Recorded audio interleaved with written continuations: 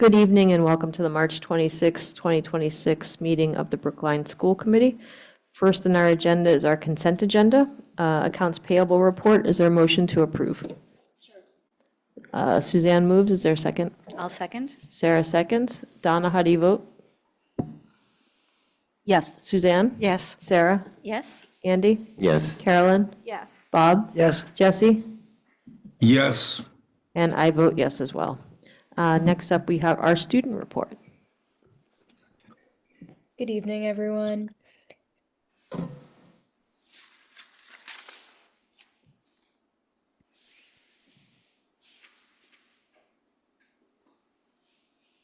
Okay, so this is the March student report.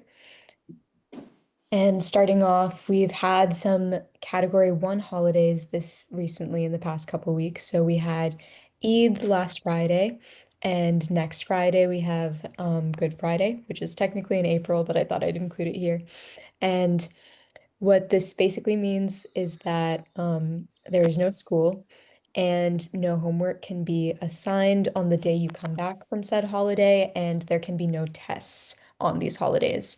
So when we didn't have school for Eid, the last day of school was a Thursday and homework could not be assigned until Monday. And Good Friday, I believe the way it's falling is that we'll have no homework between Oh my God. for like four days next week. I think that's how it's falling. And another thing that's happening right now is we had a special schedule for MCAS this week. So 10th graders had ELA MCAS, and the rest of the grades came in later. We had special schedules. The juniors had seminars about different things like college prep and essay writing workshops, things like that, how to request teacher recommendations. Seniors just got to sleep in and come in late, so I appreciated that. And then Q3 IPRs also recently came out. So that's interim progress reports where teachers write comments on how a student is doing. And these don't include letter grades, but they, for most people, unless they are currently failing the class. And something legislature has been up to recently has been the async work bill. So this was a bill that we wrote last year, which was to clarify that if a teacher is absent and is running an asynchronous class, or is providing asynchronous classwork, that work cannot be due until the start of the next block. So basically, if my A block teacher is out, the work cannot be due at the start of B block, it needs to be due the next day at the start of A block. And we actually ran into some issues with this because there was the language was a little bit unclear from last year, and there was a judiciary case about specific deadlines if a teacher's out for multiple days in a row. And we didn't really want the judiciary ruling to be interpreted in the way that it was, because what they ruled was that work cannot be due until the teacher is physically present in the class, which would cause some issues if teachers were out for multiple days in a row. So if a teacher was out for perhaps 4 days, if they were sick, none of the work could be collected until they were back in person, according to this judiciary ruling. So we just made an update to the async work bill to change that so that work can be collected. Even if a teacher isn't physically there to collect the work themselves, it can be submitted via Canvas, obviously following the no homework holiday policies for homework. And something else that's happening is underclassmen and juniors are doing course selection right now. Course selection is due next Wednesday. So there's lots of work with teachers and students in terms of recommendations, so meetings with teachers so students get to hear what course their teacher thinks they should take. And then ultimately it is mostly up to students to decide what they want to sign up for.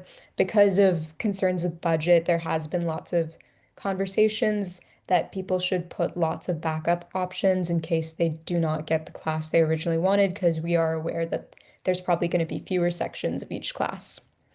And finally, pertaining to seniors, lots of regular decisions have been coming out. So by the beginning of April, I think most decisions will be out and students have to commit by May 1st. And that's all I have for tonight. Thank you very much.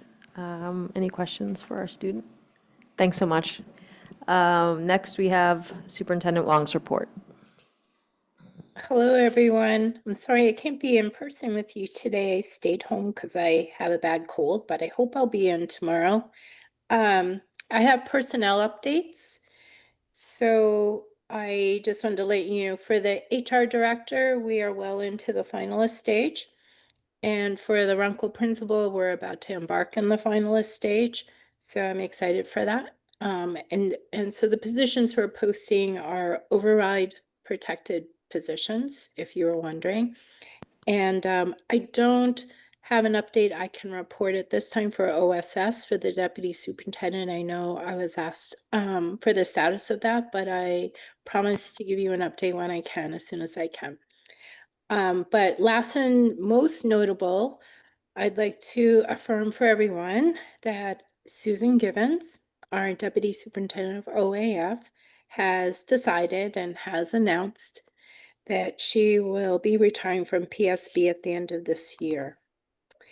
It has been my profound pleasure to get to know Susan and to work with her.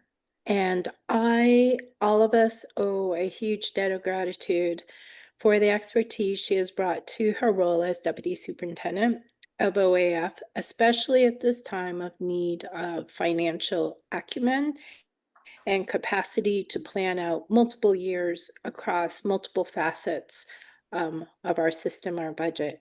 So I hope Susan will let us celebrate her as she deserves later this spring. And just a hearty congratulations and thank you to her.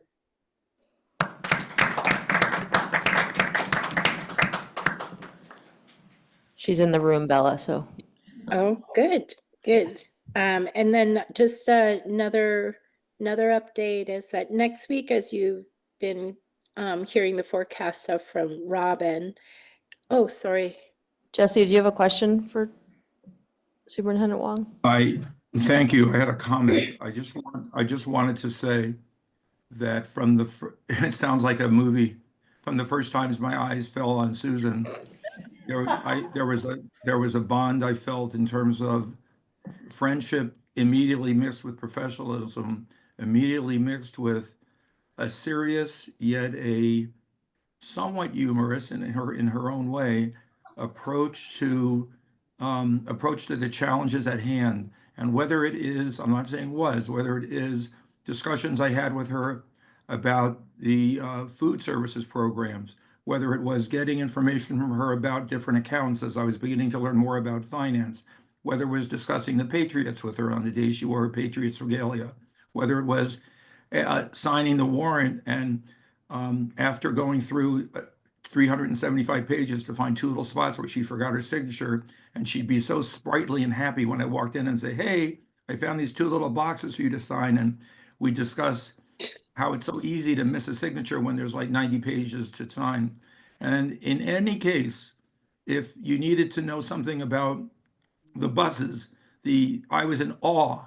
I was in absolute awe of how she was able to manage the optimization of the busing over a relatively short period of time. And in her own inimitable way, she sort of held back the crowds that said, it's got to be tomorrow, it's got to be tomorrow. And instead, in her measured and profoundly smart way, she got it done and it happened. And every time she gets up to the mic, and I can say this in public, and I'm going to stop after this. I can say this in public because I've told her many times.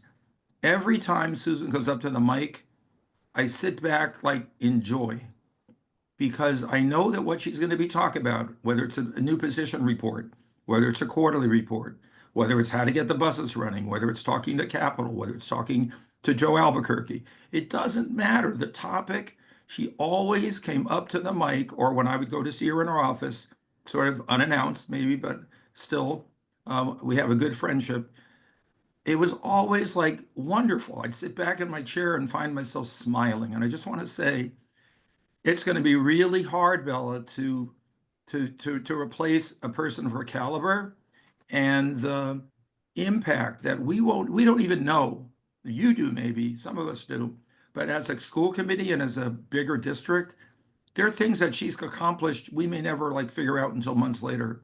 And it's just to her credit and given some of the other challenges going on in her life, her resilience in meeting what had to be done under incredible pressure is even more respected and dignified, given some situations in her personal life. So I just want to say we were the most blessed district in Massachusetts to have her with us through the time we had. When I spoke to her a year ago, she told me she was retiring now.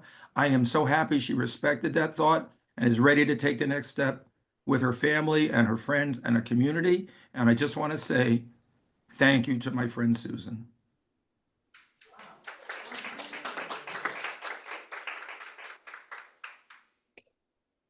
Thank you, Jesse. So well stated. So it's great. So that next week we have our DESE curriculum review site visits, which have been forecasted by Robin, and Robin's here on the screen, so she might want to add a little bit more detail to that, what's happening next week. Hi, so just remembering that next week there is the site visit. We've been doing document collection for a number of months. And so what the site visit entails are focus groups with a number of stakeholders and also school visits. So they'll be visiting each school in the district. And then the final focus group, while focus groups will be happening during the day, the final focus group will be a caregiver focus group, but that will happen the following week on April 7th. We will be sending out an invitation to sign up for that. But that part is not happening next week. It's happening the following week on April 7th. So I look think it went forward- out today. Oh, it actually. did go out today. All right. I wasn't sure if it went out today or if it was going out tomorrow morning, but yeah, so we'll have that in place, and just wanted to make sure that everybody knew what our dates were. So Okay, great. I had my interview yesterday, so they started interviews this week, and then they'll keep going. Anyway, so thanks, Robin. Betsy and Val, that's the end of my update. Okay, thanks. Any questions for the superintendent? Carolyn? Robin, I did see that email this afternoon. She's not here. I'm Sorry, I'm looking around, even though I know you're on the screen. And I looked at it. I just wanted to make sure I understood it. It's one focus group. It's one focus group Okay. for caregivers. So that one is held remotely. So it's a Zoom focus group. And my understanding in working with our liaisons is there may be some that's whole group and then some where they break out into breakout rooms within the Zoom to have smaller. And if they how have many smaller. people do you anticipate, and who chooses, and by what criteria will?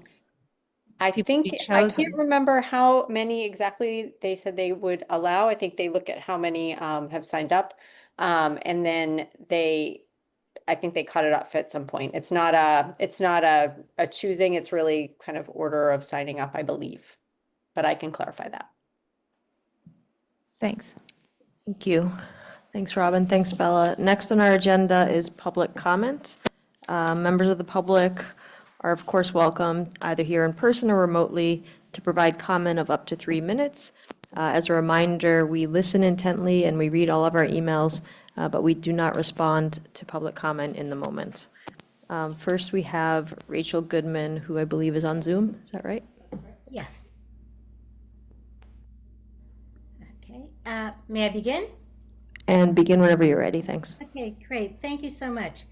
To the school committee members and to all who are here this evening, my name is Rachel Goodman, and I am the board chair of Steps to Success, Inc., the 501c3 nonprofit organization that works in partnership with the Public Schools of Brookline, PSB, and also with the Brookline Housing Authority to close the opportunity gap for over 350 of our Brookline PSB students from low-income families, starting in 3rd grade and following through college graduation. We are all justifiably proud of this critical partnership, now in its 25th year. As you may be aware, STEPS Inc. Was scheduled to make a presentation jointly with PSB about our work to the school committee this evening. However, due to changes within PSB, we have agreed to come back at a future evening to present, and we look forward to being able to do that joint presentation on the critical work that our partnership continues to do. And we look forward to doing it at the earliest possible convenience. I want to thank you all, and I look forward to seeing many of you at our celebration on April 15th, when we are going to celebrate those 25 years. Thank you, and have a very good meeting. Thank you. Next, we have Emily Gallagher, followed by Beverly Gallagher, both on Zoom.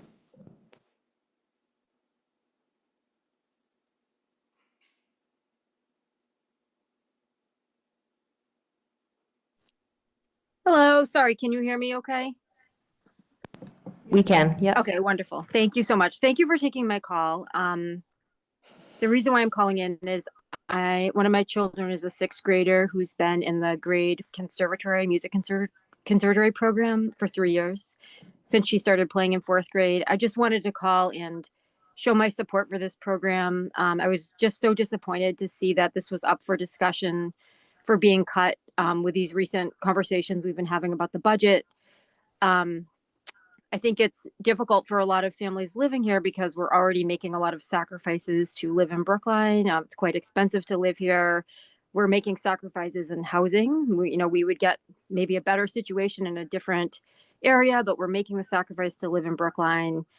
And to lose something like the music conservatory program for grades 4 to 8 would just be devastating. I know for myself and my family, we would be considering the hard question of whether we should continue to make these sacrifices to live in Brookline without it, because it has had such a great impact on my child.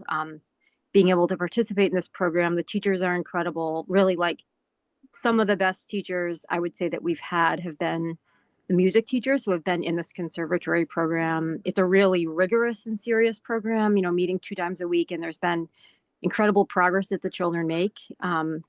So it's had a big impact on us. It's a lot of the reason why we've had such a positive experience in the schools. And so I'm just calling to show my support for that. And I'm hoping that this doesn't come up, as conversation again next year when we're stuck in another budget situation.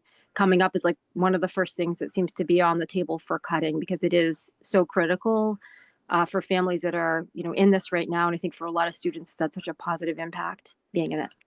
So thank you so much for taking my call. Appreciate it. Thank you. Next is Beverly Gallagher, followed by Natasha Rosenbane.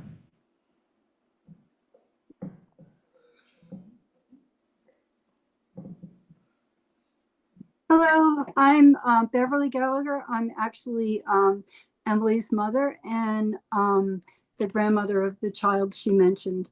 And I'm here because I worked in Brookline schools for about 25 years. I was one of the school nurses, and then came back after I retired for about 5 years. And I got to see sort of the children participating in conservatory and what it was like. Now, I hope that the override passes, but meanwhile, I want you to know how very, very important this conservatory program is for students. And again, I worry that it might be on, the list of cuts next year at another time. As a retired educator in the schools, I saw firsthand the benefit of this program. In addition to learning music and chorus and how to play an instrument or how to sing in a chorus and learning from the amazing performing arts faculty, the children also learned lots of things that were really life skills and definitely had great advantages for them in school. They learned teamwork, They learned how to listen. They learned the risk of trying something new. They learned how to fix and how to deal with mistakes. They learned staying focused. They learned the value of hard work. They learn to take care of something important. In this case, it was an instrument. They learn to remember their instrument. They learn decorum in terms of how to dress, how to behave on stage. And they certainly, many students developed a lot of self-confidence. I also work closely over the years with children who found school especially challenging. It could have been academically, it could have been socially, it could have been regulating their behavior. There were various reasons that they were struggling. However, I also saw in the conservatory program what success they also could experience. For many of them, it was joy, a chance to shine. For many of them, being up on stage and having hundreds and hundreds of people clap for them and say, great job, was an incredible experience. And again, I think all of this translates, or I should say, transfers to school skills as well as life skills. Last, if there's no conservatory, students may not be able to take advantage of the many incredible offerings at the high school. They may not know that they have an interest in music because they haven't tried it, and they may be unable to take some of the classes that look so appealing. Private lessons for many of us in Brookline are very difficult for many families. Practical reasons, getting your child to a lesson at the end of the day or the end of school can be difficult. Could you conclude when you are able? Yep, and it also could be financially impossible. So please do all that you can to preserve and protect this program. It really matters. I saw it many years, many times. I probably went to 30 concerts at least. And thank you for all that you do for the school department. Thank you so much. Is Natasha online? Or? Okay.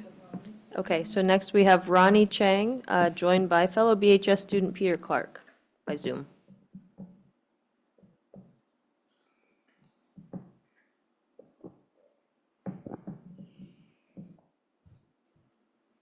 Sorry, let me do that again.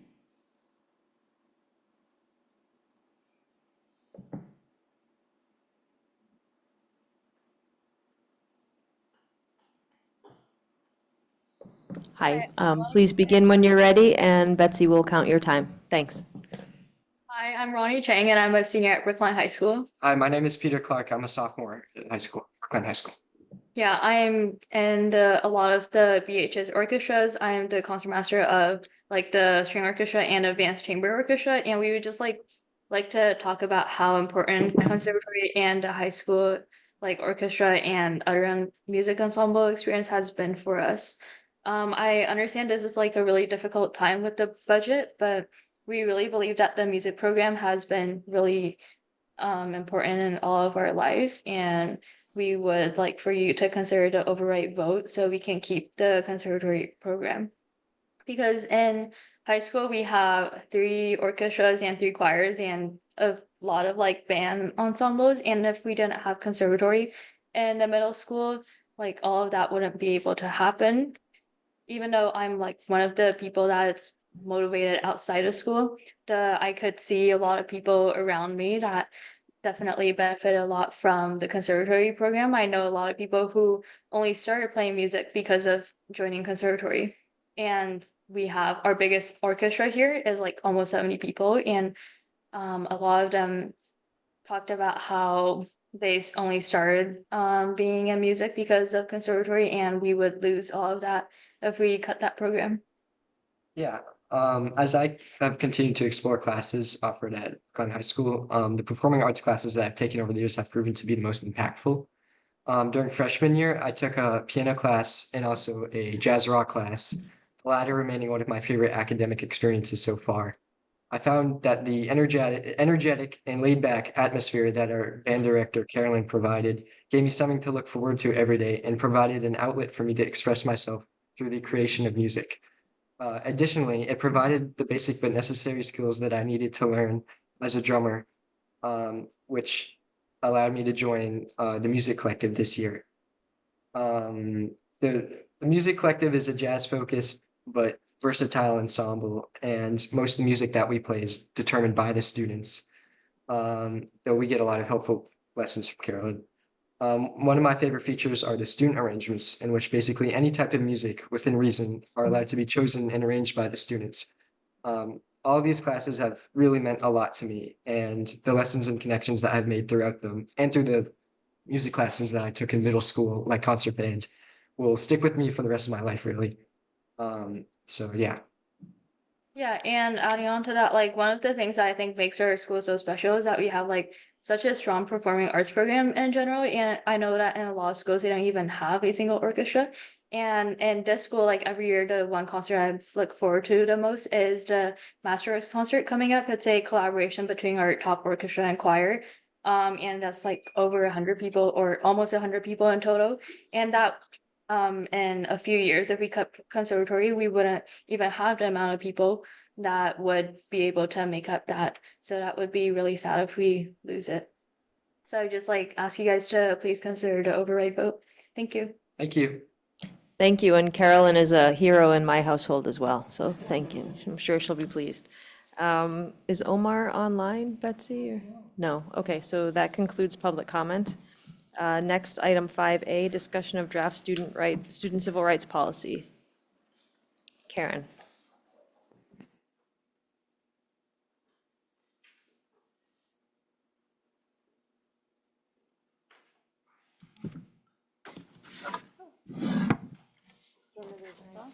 I'm just going to ask that we hold questions until Karen finishes her presentation. And as a preface to how this got here, because I know this has gone around of how it got here, it's been hanging around in policy since 2023 and has yet to make it out of a policy subcommittee. So, February, did you say, Andy? At the February policy subcommittee meeting, the committee agreed that they were likely not going to come to consensus and that they would send it to full school committee for review. Okay, good evening. What I thought I would do is just provide both a little bit of background, as Val shared a little bit of it, as to the policy landscape, as well as some of the legal frameworks for this policy. So a little bit about the policy landscape vis-a-vis the public schools of Brookline. So this current student civil rights policy, the intention of it was to combine two policies. In 23, as many of you may remember, DESE released guidance on policies and procedures that schools are required to follow regarding gender identity for students, with a lot of guidance and a lot of specificity around what is the requirement in terms of the law and regulations.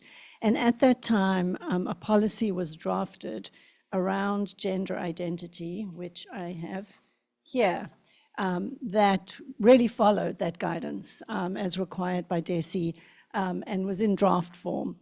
And in 23, the then OSS, working on following the guidance of DESE, I think looked at the draft policy.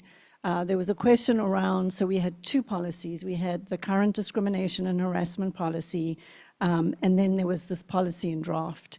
And I think there was a decision made in consultation with policy subcommittee to combine, instead of having two separate policies, that really they should be combined under one policy.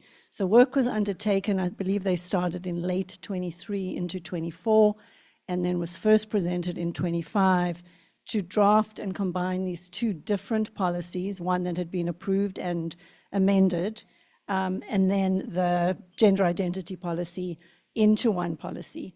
And that work came to, as Val said, policy subcommittee in January of 25 for the first time. And so that's just some of the history in terms of how we sort of got here today in terms of looking at this policy. And so that's sort of the kind of the history as best as I've been able to piece it together from talking with Matt and with Becky Schuster, who, as many of you met last year, who presented the policy and actually worked with the team on drafting this policy.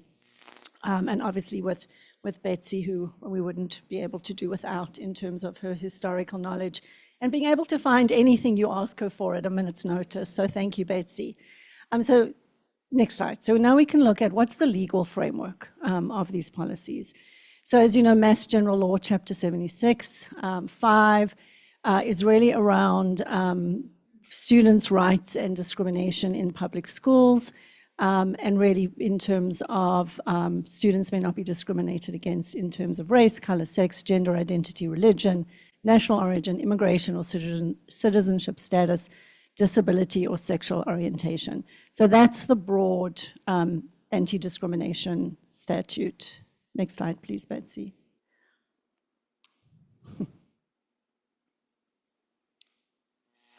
And then again, this is just a refresher. So as we've said, Chapter 76, Section 5 is your broad statute.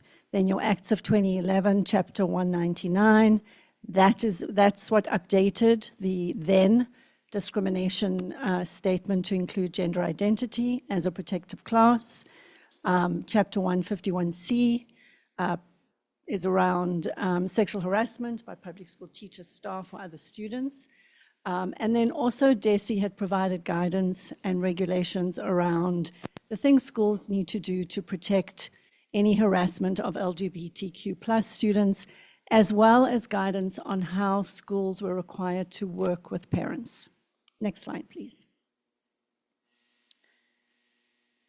And all of these are obviously in compliance with all of the state and your federal civil rights laws around Title VI and Title IX. And then in addition, the Crown Act was signed by Charlie Baker in 2022. And that was around ensuring that, this was passed at the federal level as well, and that was when Massachusetts was passed around it added a category in terms of race around students' hairstyle, that students could not be discriminated against or denied access to public schools or charter schools, and it was actually based on a case that 2 students had filed against their then charter school that had required them to change their hairstyles. And so that was the Crown Act that was also part of, at the time, schools needed to then make sure that their policies and regulations and frameworks included that as well. Next slide, please. And so again, this is just some of the guidance that came out, and this is, back when it was passed, as well as when DESE released the guidance, that superintendents and principals needed to review their existing policies, their handbooks, their written materials, and make sure that everything was updated to reflect the inclusion of gender identity. And so at that time is when you drafted your non-discrimination on the basis of gender identity policy. Next slide, please. Again, following DESE guidance and the requirement for implementation. And again, making sure as well that schools incorporate education and training about transgender and gender non-conforming students into anti-bullying, student leadership trainings, and staff professional development. And again, that was all work that happened around that time as well. Next slide. So the Crown Act, which was passed October 24, 2022, as I just said, bans discrimination based on natural and protective hairstyles. And that expanded the legal definition of race to include hair trays to protect against discrimination. And this was both in school and in the workplace. Next slide. And then one of the things that we all know is policies are always active, and we're always reviewing policies, and DESE releases guidance regularly. And as guidance comes out, schools are really required to reflect on their policies and make sure their policies have enough specificity to really ensure that staff and families and students understand both their rights, but also what schools are required to do from a procedural perspective. And so more recently, and you always, when DESI issues a guidance, the role of schools and superintendents and school committees is to then go into your policies and say, are our policies following this new guidance and regulation? And so in recent years, we've looked at guidance from Maura Healy's office around schools' legal obligation regarding hate and bias incidents, which, as you all are aware, schools have seen an increase of these incidences across the Commonwealth and across the country. And then more recently, we've been looking and making sure we are aligned with, and as we're thinking about the work that we're doing in district, the work we do around curriculum.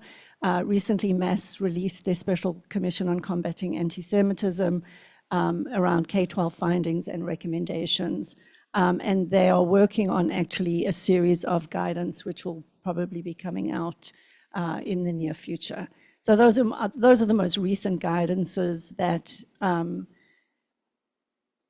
are impacted in terms of these policies and frameworks. And as I said, that we look at them all the time. And so when DESI releases the guidance, which they will it's apparently coming up fairly shortly, that would indicate a time to actually go back and look at the policy and make sure that it actually covers all aspects of the guidance, which is what you did when the gender identity guidance came out.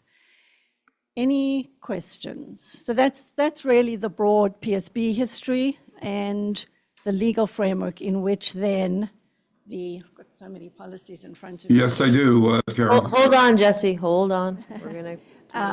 So those are the two frameworks, the sort of the history and the legal framework in which then this policy, which was developed by the former OSS Deputy Superintendent and the former OSS team, along with Becky Schuster and the folks in the Office of Equity. And so that's what we're really looking at and sort of brings us to today in terms of how are we moving forward in terms of this policy.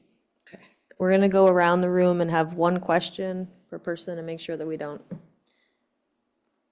Is anybody? I had a direct, Val, I have a direct response. I'd appreciate to be able to present it. Thank you. You're asking a question of Karen?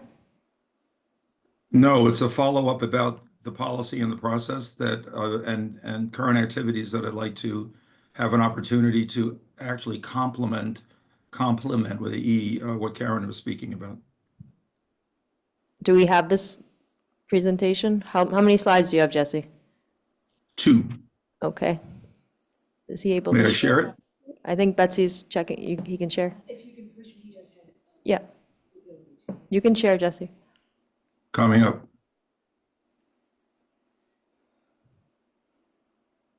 Tell me when you see it. Not quite.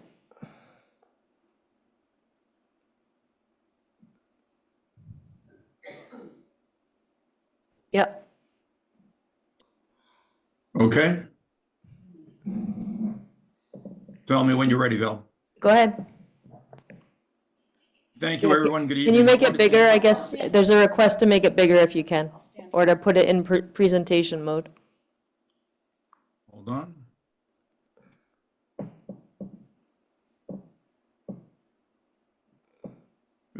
I'm trying to put it into slideshow mode right now. If I need to email it, we can take a minute to do that, but it's not. Can email it right after. Here we Betsy go. will have to put it up. How's that? How's that? That's great. Yep. Thank you. So very briefly, thanks for the opportunity to just present 2 slides here. First one, I just wanted to round out a little bit the schedule or timeline that Karen pointed out. Last year when I was on policy with Dr. Ehrenberg, we received a draft from Rebecca, the consultant. It was reviewed by our committee, and particularly Carolyn and I took the initiative to do a pretty careful analysis of the document and to consider whether there were any light or moderate edits required. In no part of that request did we feel that anything that was counter to what Karen pointed out, especially on the state determinations of gender identity, gender equality, gender transition, would be in any way modified from the state guidelines, that none of that was touched. I prepared an edited version, and I'll explain on the next slide what that meant. And then, sort of as we see this year, the last school committee term ended. During the year with Stephen, we made a huge progress on something like, for example, cell phone policy, K-8, and others. But this one sort of is a large one, as Karen mentioned, and the year ended without us being able to bring it to full school committee. And now we fast forward to this term, and I have the blue part at the bottom. So now, under the capable direction of Andy, he asked me in fall to provide my draft to him for review.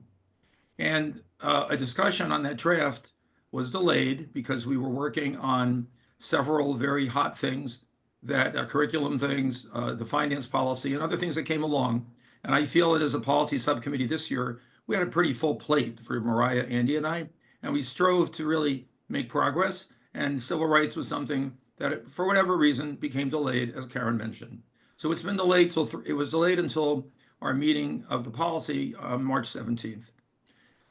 At that point, we did make a decision to bring the current unedited version. I think if I saw what Karen had in her hand, it's the original print draft from Rebecca, to the full school committee, not for a first reading, but just for a discussion. And I welcome that.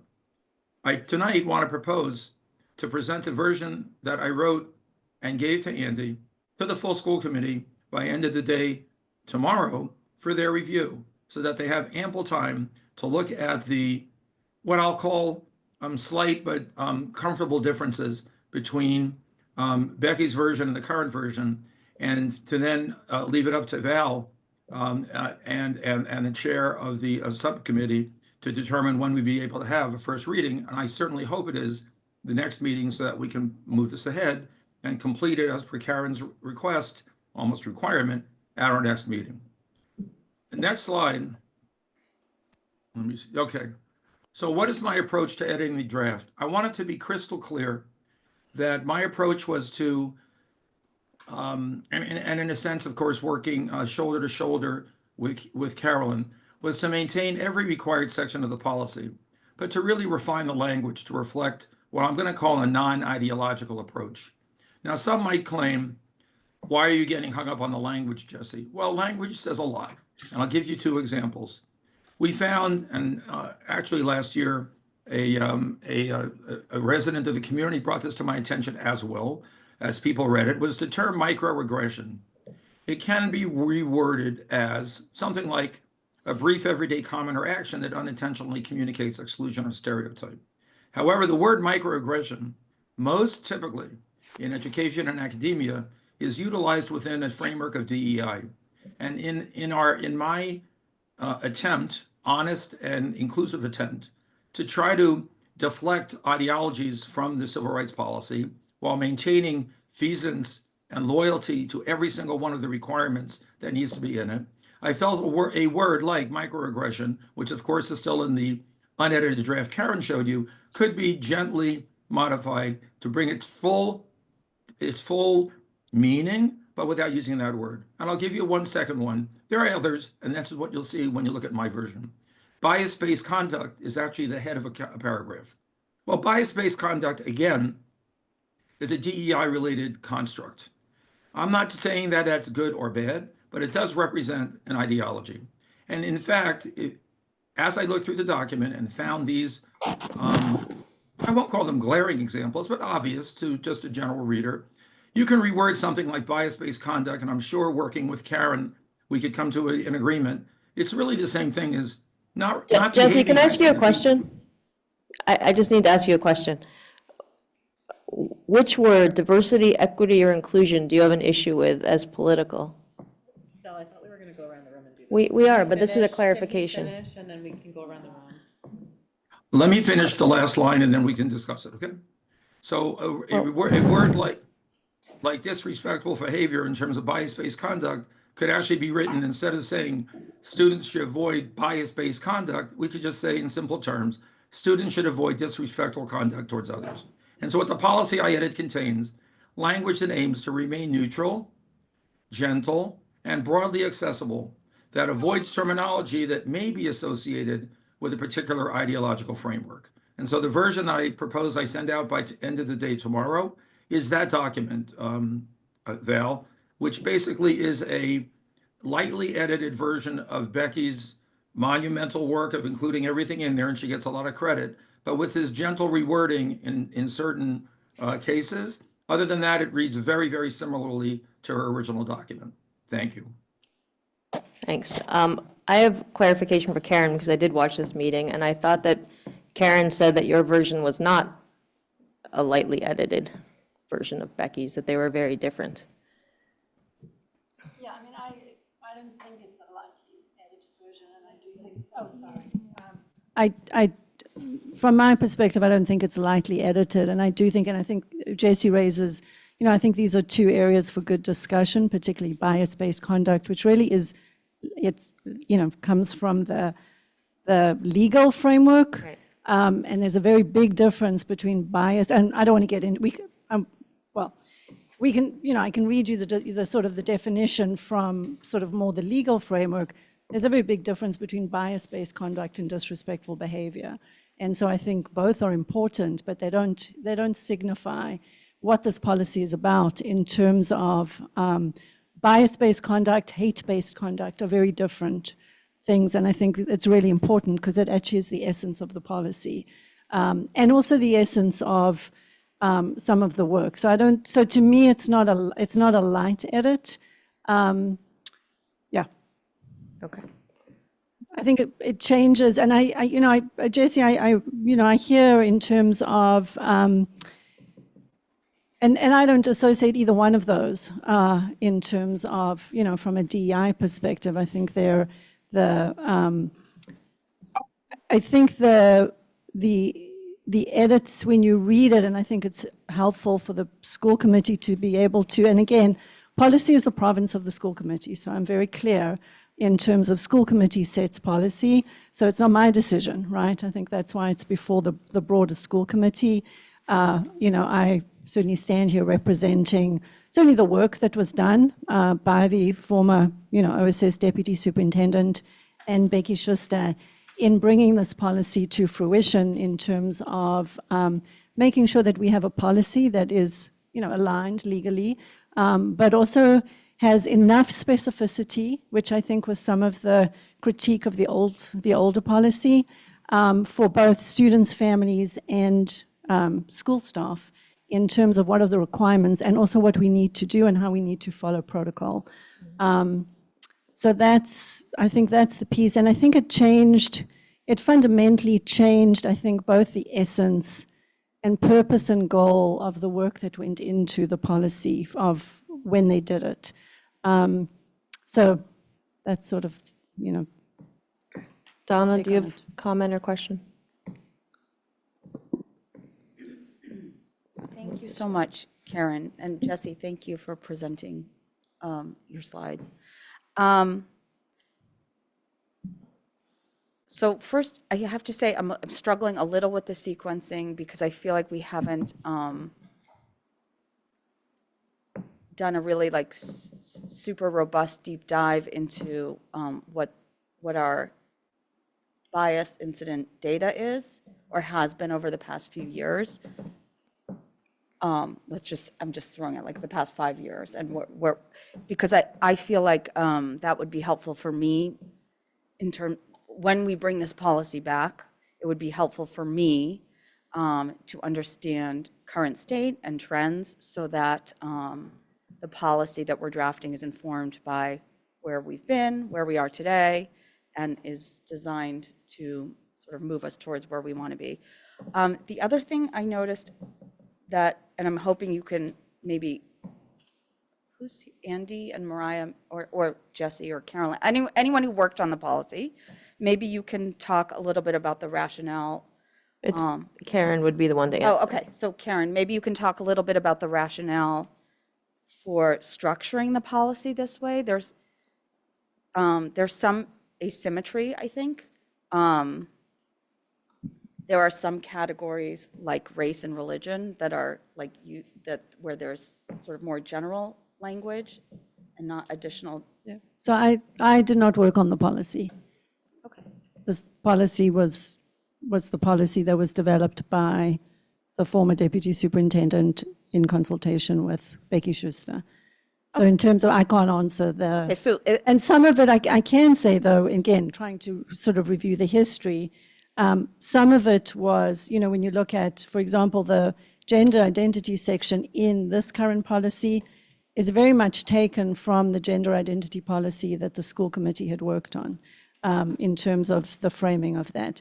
But in terms of your question, I can't speak to the thinking behind sort of the structure of the policy. And I think, you know, I think that's something that can be addressed structurally. I would be interested in discussing more, building out some of the sections related to religion or race or things like that, so that it's more, so we're not just using general language for those pieces. Yeah.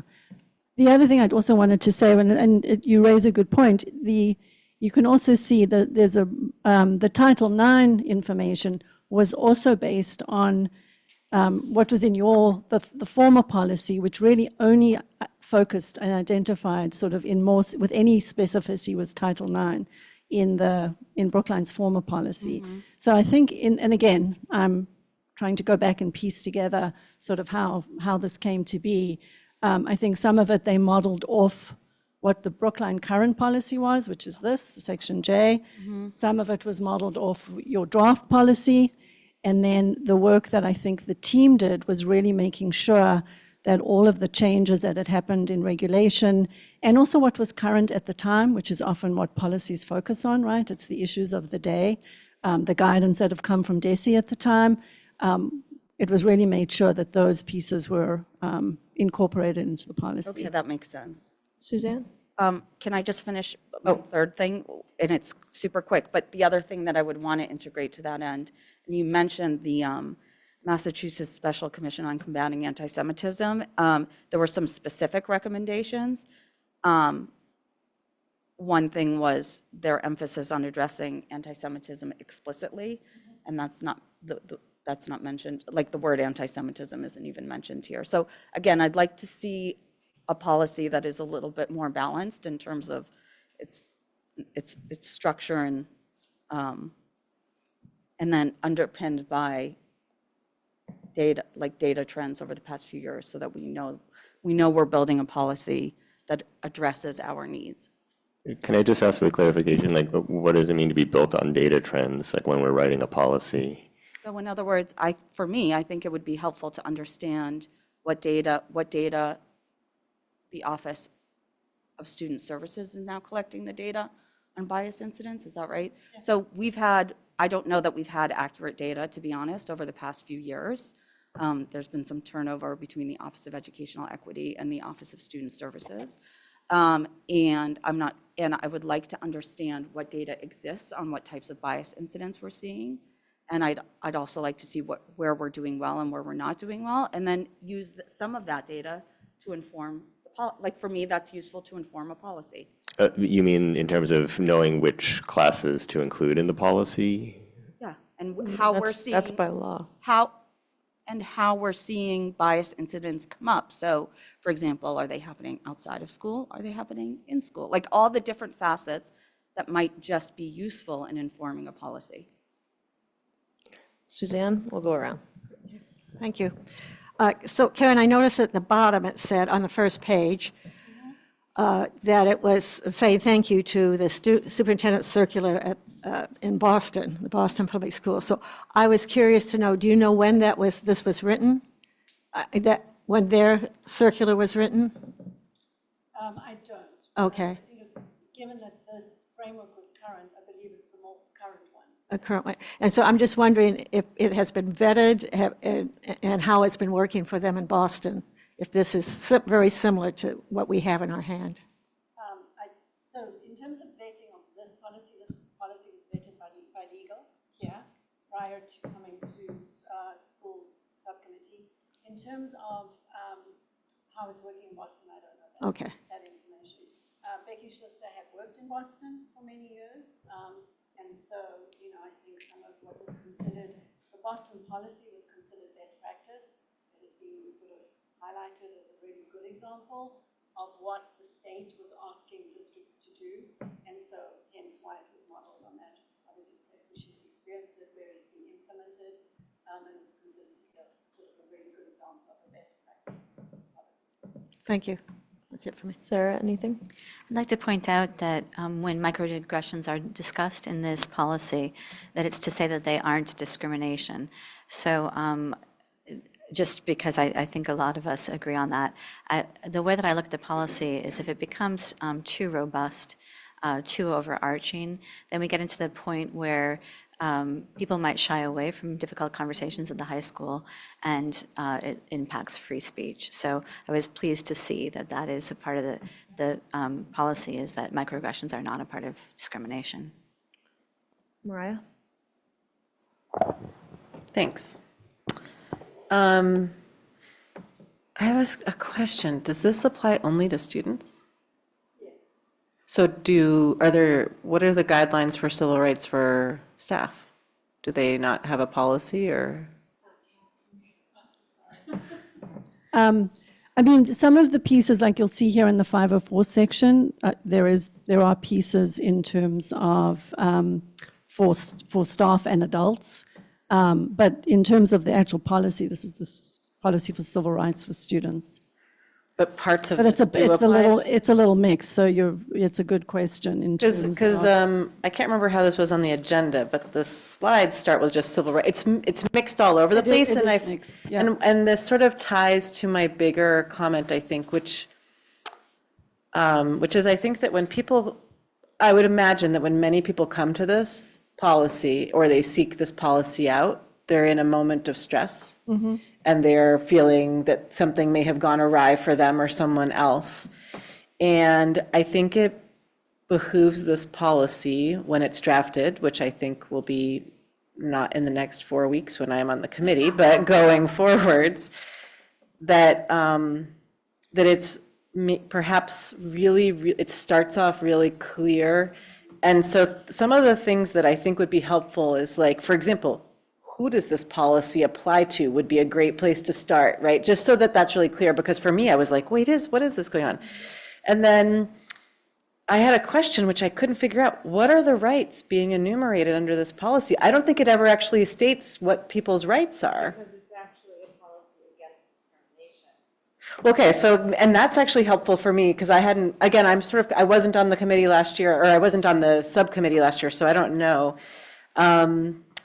And it was hard for me, like, some of our policies have a definition section, which I find really helpful, and this one has definitions scattered throughout, but I actually think it would make it nicer, easier to process if there was like a standard section that was a definition section.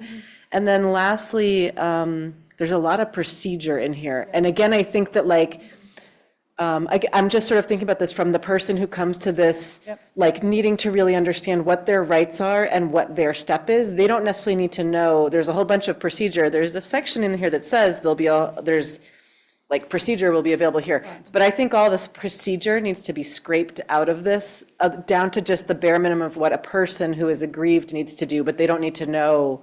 The rest of it should be documented and just not here. So again, it's sort of, for me, it's long and hard to read. Doesn't mean anything's, I'm not even commenting about the content. Yeah, exactly. It's just like, I was feeling like if I came to this as an individual, like, seeking redress, I would have a hard time understanding what my rights were, and even if it applied to me. So, so I guess that's all I've got right now, but thank you. Yep. Andy? Yeah, thanks. So yeah, after what Mariah said and after what Karen said, I really don't have anything to add. Like, I also find the structure of this draft to be impossible to understand. But the reason why we couldn't come to consensus on subcommittee last year, and why I thought we couldn't this year either, and therefore recommended that it come to school committee for discussion, was precisely the disagreement that, Karen, you were pointing to, which is whether the proposed revisions are in fact light edits, or whether they fundamentally change the nature of the policy such that it's no longer a civil rights policy at all, and doesn't serve the intended purpose. So that's why we're discussing it here now. Carolyn? So thanks, Mariah, because you articulated that probably better than I could have, even though I was at the table last year.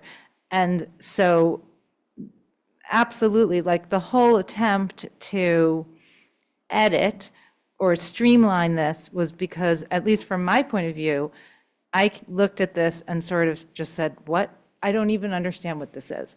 We had a policy called I think protection against discrimination or policy against discrimination, anti-discrimination. That makes sense, right? Like, here's how we protect you.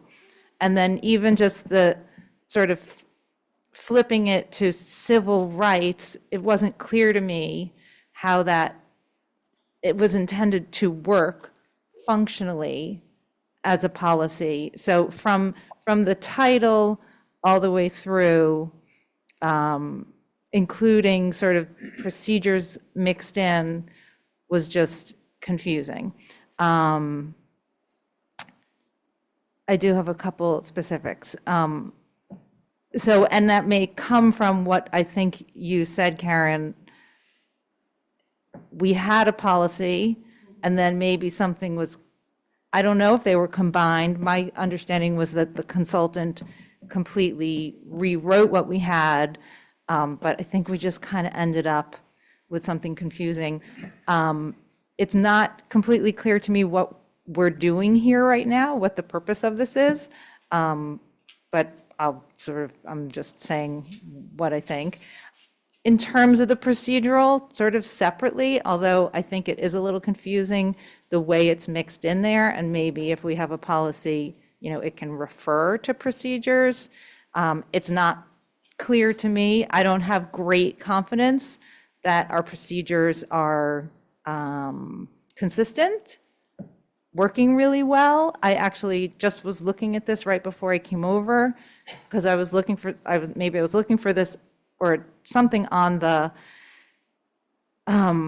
school department or school committee website, and it says something like anti-bullying policy or protection against bullying, and you click on that, and then there's what's called an incident report, which is to report incidents of bias or harassment, which is different, I think, than bullying, if I understand. So not clear to me that someone would even sort of know where to go if they wanted to make a report, or whether parents and students are being directed as they should be when incidents happen. And we do have problems in our schools. And then the one other thing, in terms of the part that was added, and because this was so confusing to me, I actually spoke to a friend who's an attorney who kind of deals with this and kind of teaches in this area. And I'm assuming this is going to be worked on in policy subcommittee. Presumably that's the idea, because we have a policy subcommittee. So again, I would love to understand from someone sort of what are we doing here? And is this going back to policy? I don't really know what we're doing. But my friend who sort of teaches in this area wanted to note that they thought it would be helpful to add, when we come to the part about student records and the age of 14 stuff, and that it might be helpful to notice that parents still retain access to files, to ensure that that is clearly noticed within the policy, and to be considering sort of the school's duty to assess child's well-being and safety, whether it is not impaired but instead enhanced by bringing parents into conversation. So I'm just reading my notes from a friend who was sort of, again, she is an attorney who works and teaches in this area. So, and I would love, when we're done with our questions, to just get an understanding of what this conversation is. Thanks. Bob? Thank you, Bill. I guess I have a question. Have your deliberations been informed by the high school code of conduct? I just pulled it up and was reviewing the code of conduct, and many of the topics that we're talking about here are embedded in the code of conduct, and to me, it has tremendous clarity. It's in alignment with state law, and the consequences in terms of violations of the code of conduct are very, very clear. Due process is strongly embedded in the entire code. So I just, as we talk sort of generically about civil rights policy, again, my question is, have you looked at the code of conduct in the student handbook at the high school?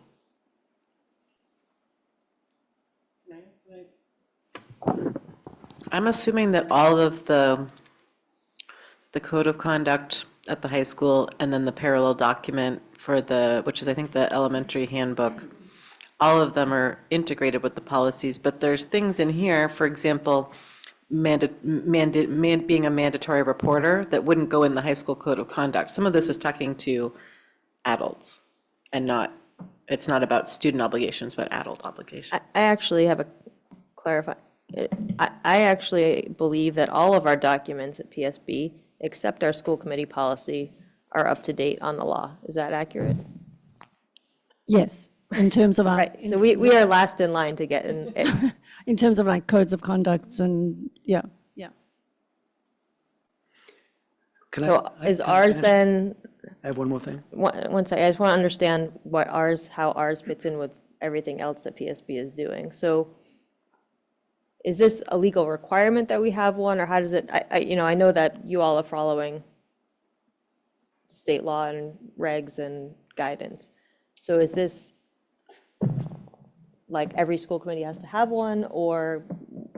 Yes, I mean, I think like all policies in terms of set by, mass state regulation for school committees. So this we're required to have a policy that is compliant and up to date with all aspects of the law and regulations. Okay, sorry, Bob. Discrimination or civil rights? Just so I'm clear again. Yeah, I was going to ask the same. Okay.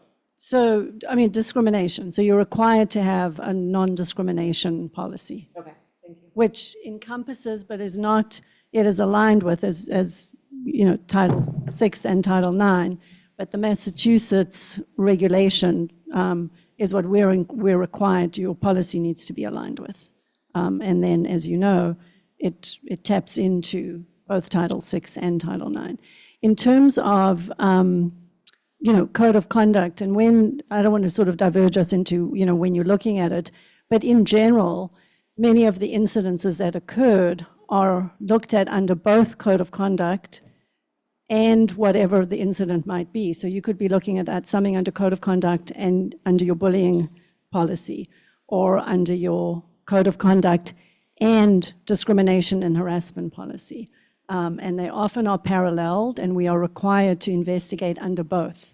So even if, and when you do an investigation under one thing and you get more information that then taps into something else, you are then required to make sure that you're investigating it under all required statutes per regulation. So does the code of conduct look at incidents through a civil rights lens or a discrimination lens?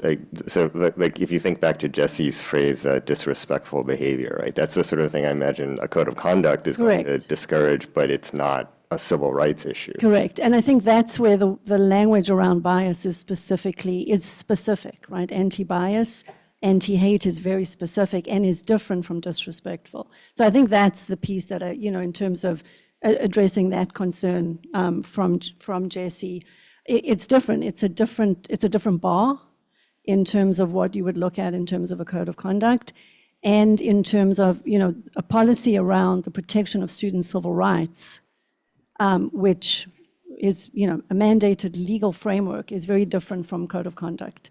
And so disrespectful behavior that might come under code of conduct is not the same as bias-based behavior under a civil rights statute. Bob, So I think this Jesse, policy is trying to get at the latter, right?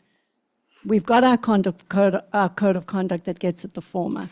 This policy addresses non-discrimination and protection of students' civil rights.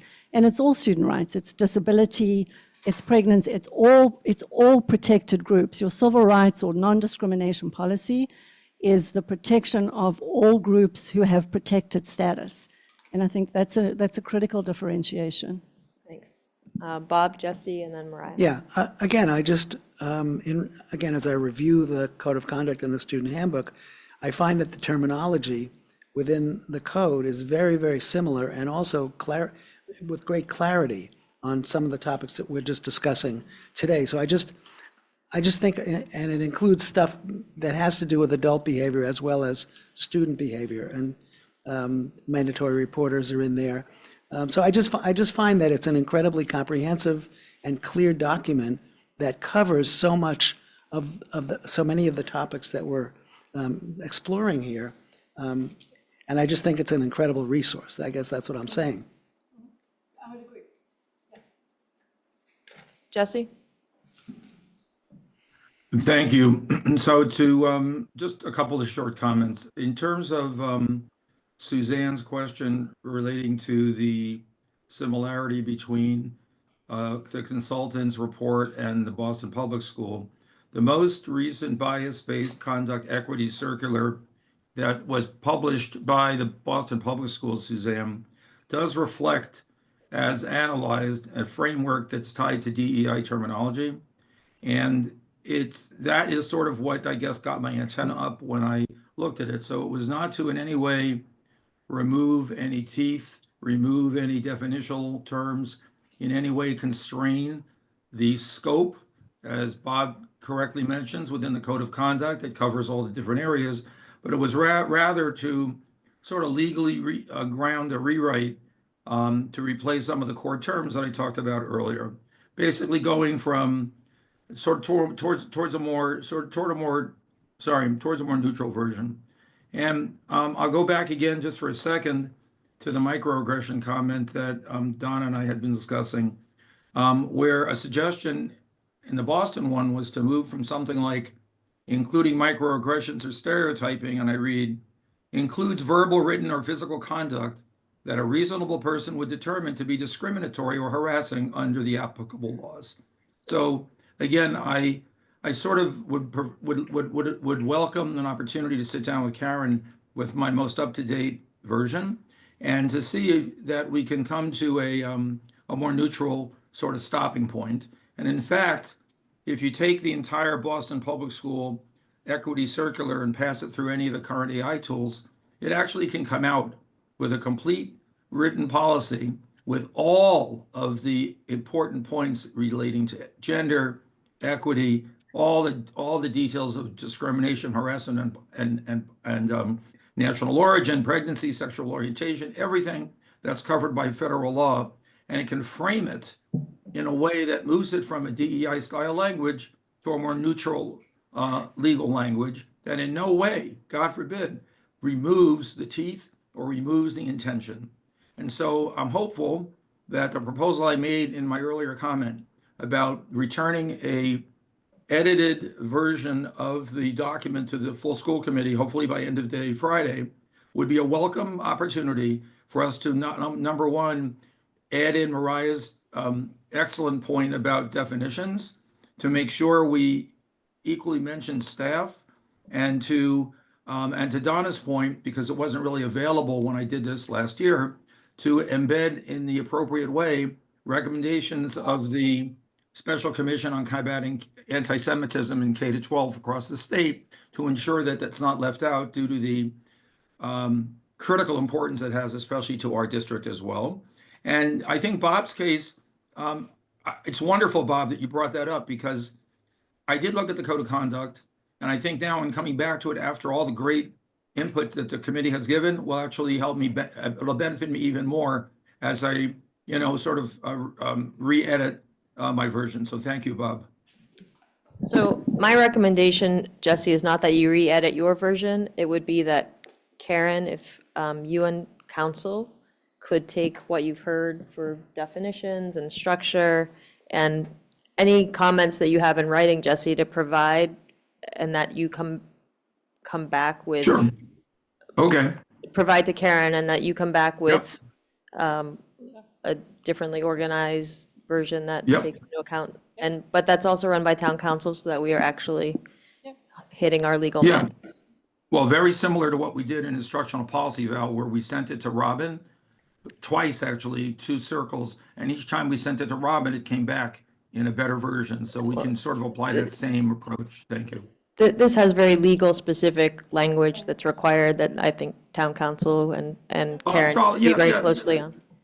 Sure. Mariah, and then Carolyn, and then I think we can wrap this up. I just have, this is I wasn't going to ask, but now I'm curious because it came up again. What is the difference between, is there a difference, first off, between bias-based conduct and discriminatory conduct? Because it seems like people have a concern about the term bias-based, and in my mind, these are almost equivalent terms. So I'm just curious whether there's actually a technical difference that you're aware of. So there's a legal difference, and I'm not a lawyer, obviously, otherwise I wouldn't be here, between bias-based conduct and whether it's a civil rights violation. So there's a legal difference in terms of we certainly in schools we determine whether conduct is bias-based under our policy. So whether it's an infringement of our policy in terms of behavior, we don't determine whether it's a civil rights violation. That's a legal framework. But in terms of your question around the difference between, see if I'm understanding correctly, between bias-based and discrimination. There's a whole bunch of places here where it refers to bias-based conduct. Right. Jesse talked about replacing that with disrespectful behavior, which doesn't mean the same thing to me. No. But there's also places where this uses the term discriminatory conduct, which in my lay understanding of things was the same as bias-based. And so I was curious about why we would use the term bias-based, which seems to be of concern to some people, versus just discriminatory conduct, which I think maybe is less concerning to some people. You don't have to answer now, it's just something I'm sort of like. I'm just thinking, yeah. I mean, I think it's a good question, and certainly, I think that's a good question to sort of work with legal on in terms of, bias-based conduct is so specific in the language from the state non-discrimination policy framework. But I think that's something we can look at in terms of, a lot of, I think the piece, and maybe this will help, because I also don't want us to get, sort of lost in the wood for the trees. I just want to read this to everyone. And in terms of this is the why. Under the Student Anti-Discrimination Act, students may not be discriminated against, excluded from, or denied the advantages or benefits of school programs because of their protected characteristics. And it's really around that you see in this, again, I'm, kind of trying to look back on their intent, some of the inclusions and specificity and description, so that it's really for staff to understand, how does that translate? What does that actually mean within the school context? And, part of when it rises to a Title VI is because it's at the level and severity that it denies students, it creates a hostile environment for students in school, thereby denying them access to their education. That's the piece around it, and by any form of protected status. So I think that's really what the intent and the essence of what the expansiveness and specificity of this policy was trying to address, which, I think the former policy didn't. And at the time, certainly Massachusetts and the state was really encouraging districts to do. So I think that's really sort of how this evolved. Carolyn, you had something? I did have one comment too. Yep. So Carolyn, I think I might be a little closer, I'm a little closer to understanding where we are, because Karen, you just said you're going to take this and work with town council's office, right? Is that what I heard? Okay. The legal counsel, yep. So I'm confused about, I don't necessarily mind that, except that policy is the purview of the school committee. So remain confused about. Reviewing policy is the purview of the school committee. Drafting something that is highly legal and technical is not the purview of the. So we had a policy.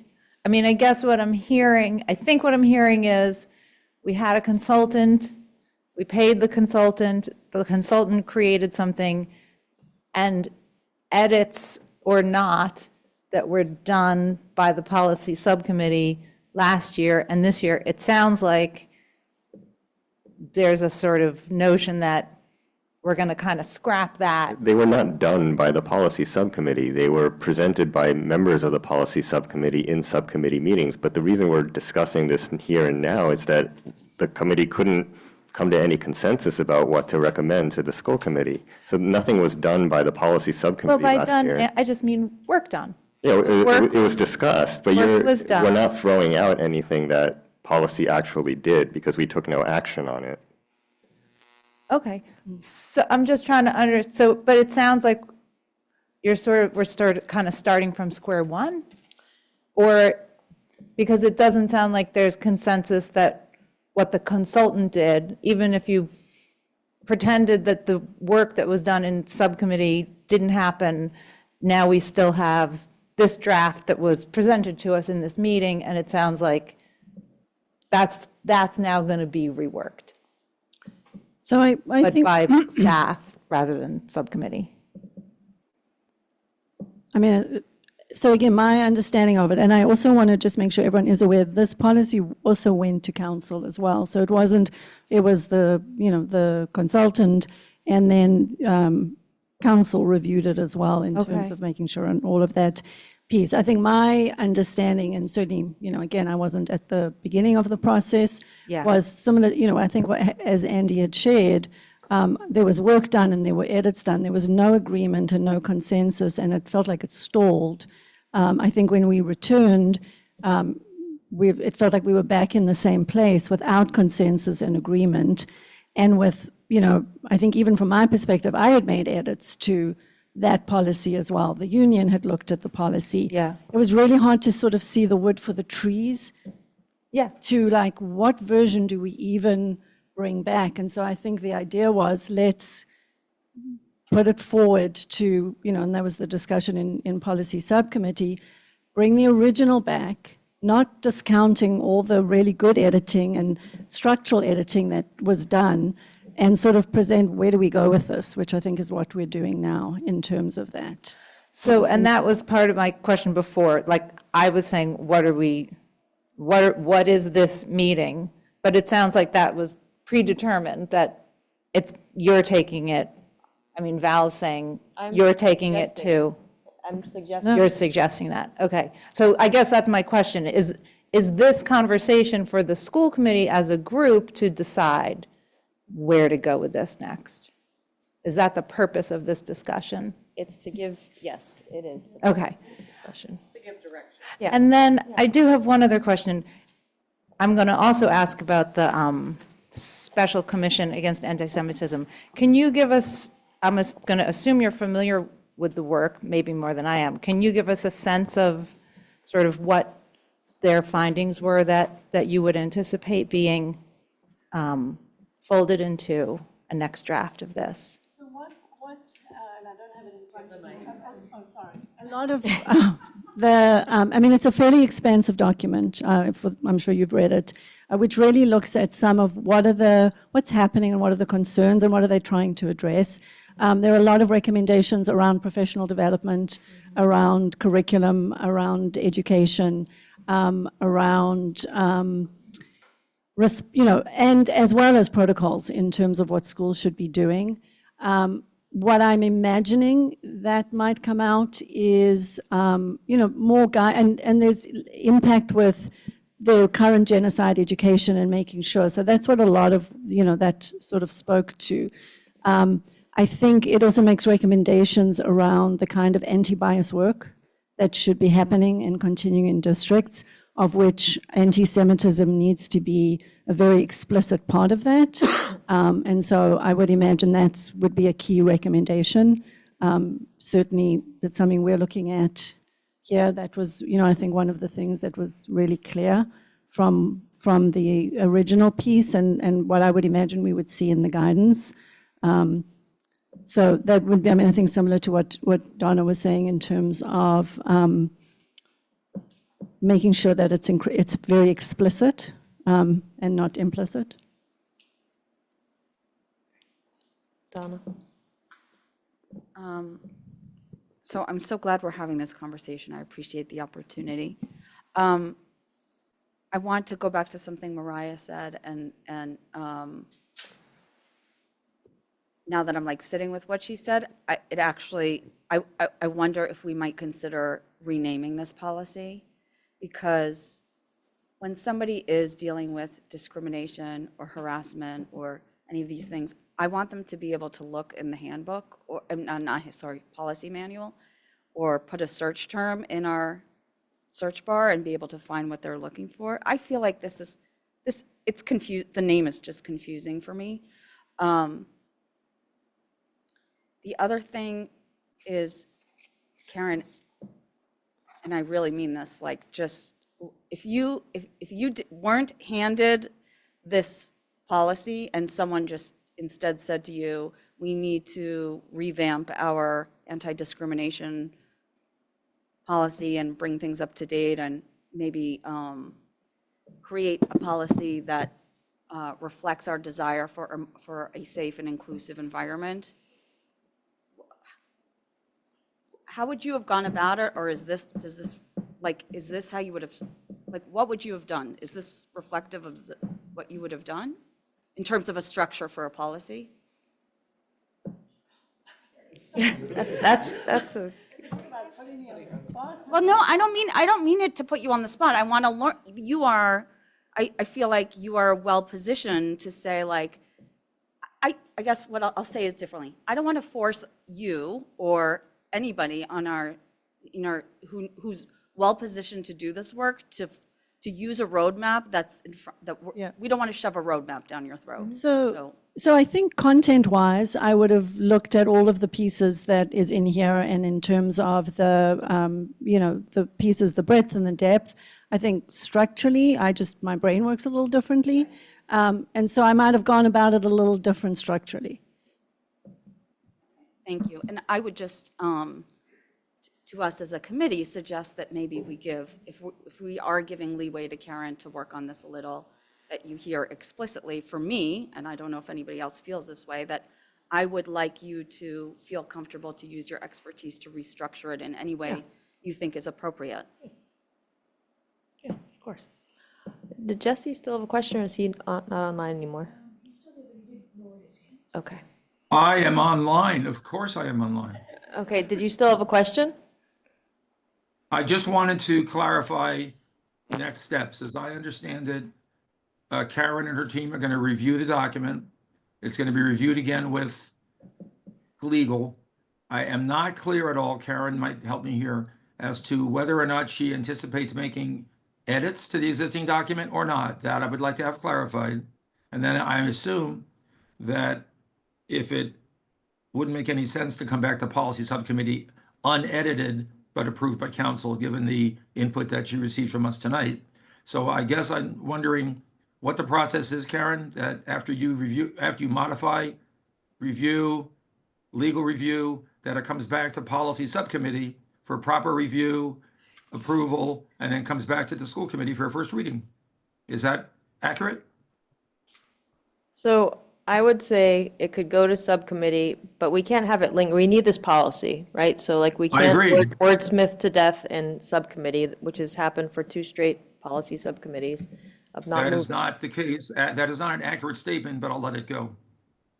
Well, it started in 2023, so it's yes. It I did know start that in from the 2023. time that I had it in September until You weren't on the now, committee, Carolyn. I asked each month to get it on the docket, but other policies took its place, and that's why we're here at the end of March, Val, and with all due respect. And sorry, Val, respectfully, I was on the committee last year, and this That is correct. policy. 2023, there was a And gender this identity po- policy, and there's been a civil rights. The discussion has been ongoing for now 3 years. And yes, I policy agree that we- there's been, Val, Carolyn, I'm excuse me, speaking. No, But I was am speaking and you interrupted you me. interrupted me. I was stating, I am saying okay, I'll that wait there was. till you're done. You can and wait, then that I'll would be speak. respectful.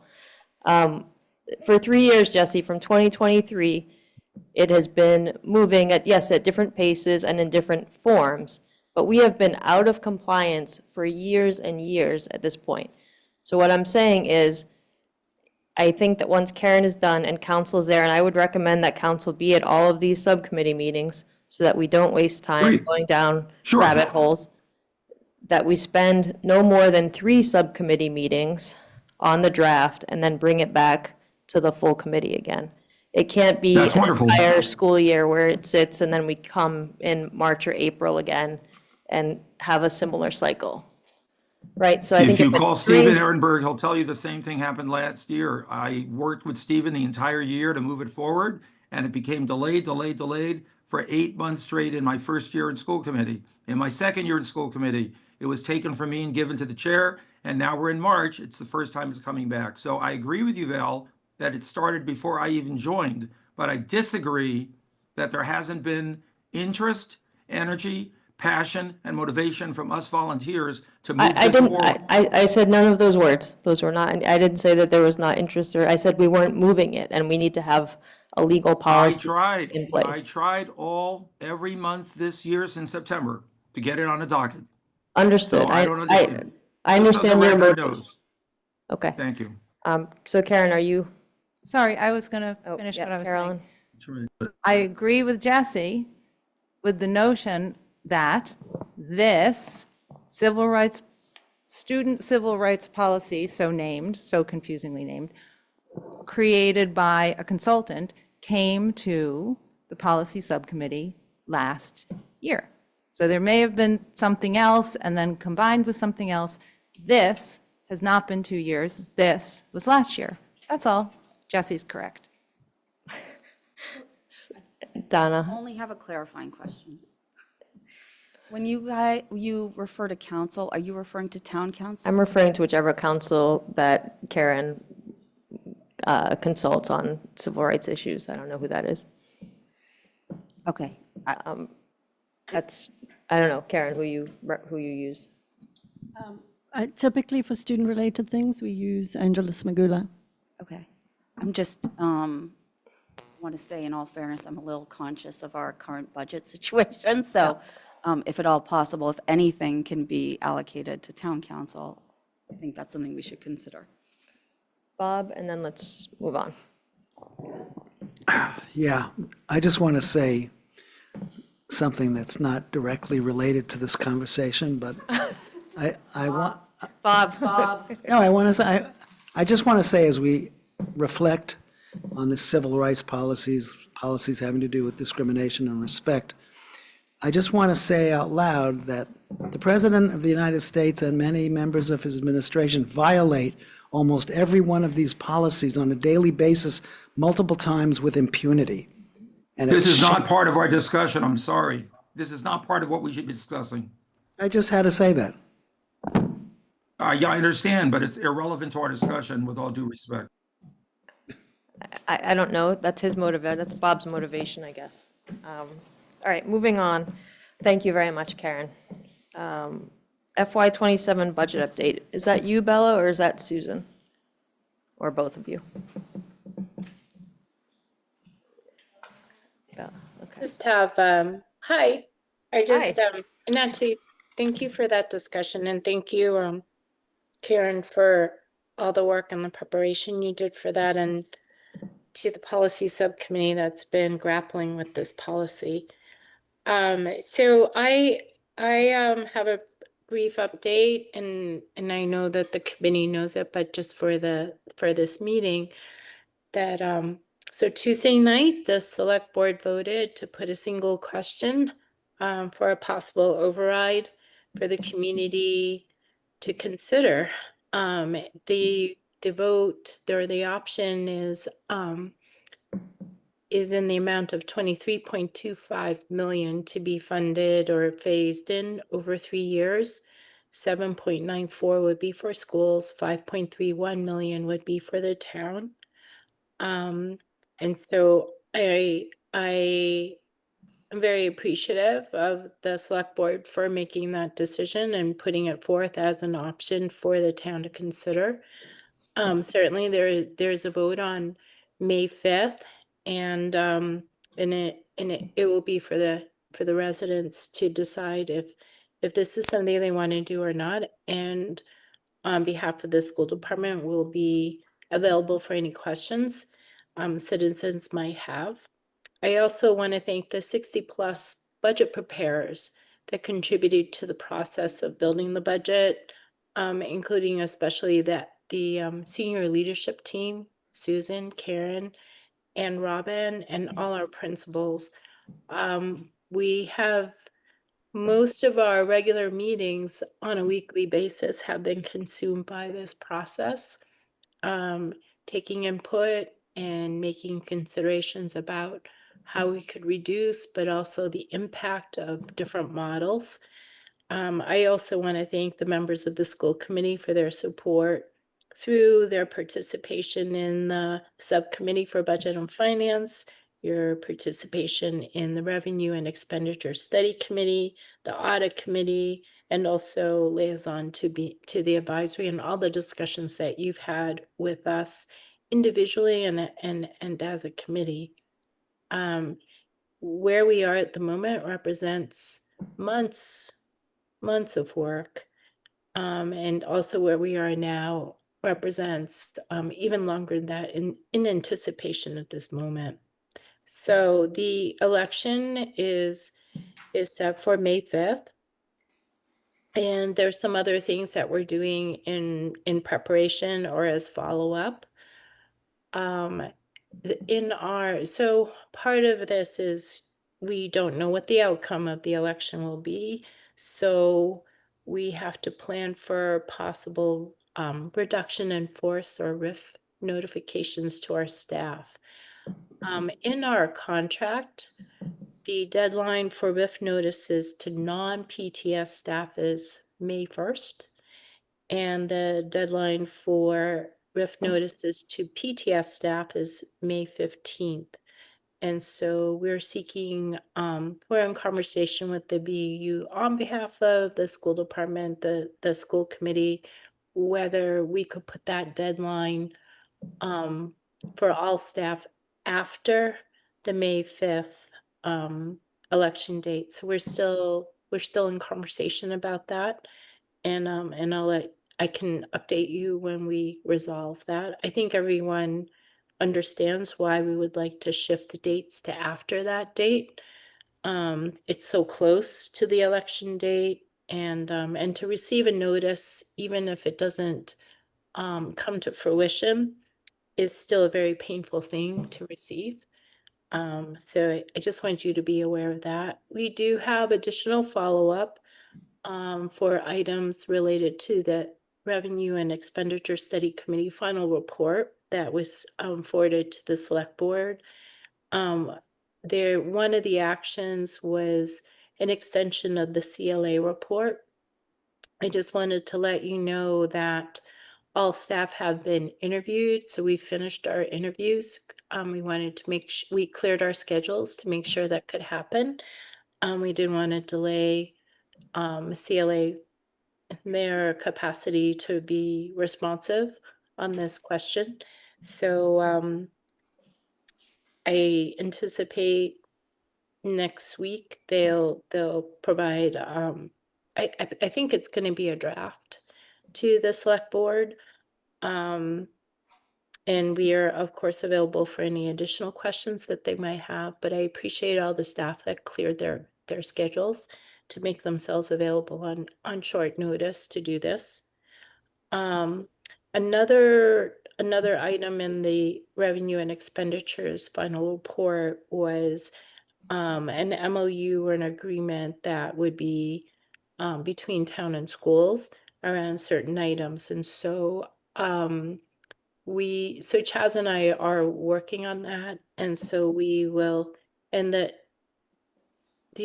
so the aim is to finish some things for the select board to have next week.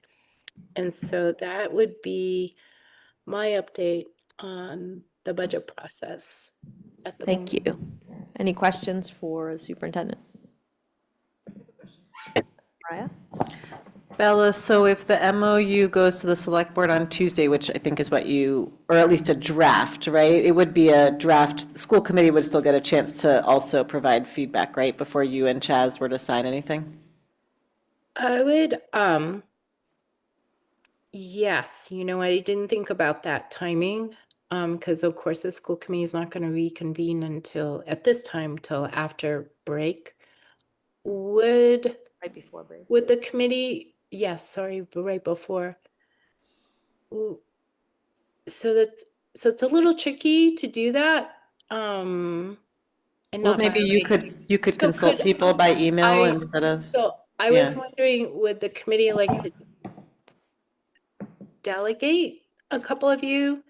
And I'm gonna ask that Mariah be one of them, because she's honestly, she's working with us most closely on this. Or I can just say I'll run it by the chair, Mariah. Can I ask a question? Yeah, who's asked? Sure. Carolyn. Okay, yes, Carolyn. Can you just say a little bit more about what the MOU, So it's the in context, the, it's difficult for me to respond to sort of how It's in much the- input or say, review I would want to have if I don't know what. Sure. Thank you. It's in the revenue and expenditures final report. Like the 9 You go- recommendations? Yes, and if you go to the executives, I believe it's in the executive summary in the front part. And so that's what it is. And I'm glad that Mariah raised that other question, because I just realized there's no easy way to do this without So the OML. Yeah. My concern would be, sorry. And I mean this, I don't want to delay you or undermine you in any way, but if some of the recommendations, and I don't know them all by heart, are going to involve school committee decisions at some point, then it seems like it could make sense. Or if you're just saying we're going to have an MOU about the 9 recommendations, we can all read it. And Yes, it's not a matter of yes or no, that's fine too. all items will involve the department as a whole, and so you are all part of the department as a whole. So there's nothing at that level that wouldn't get run by the school committee.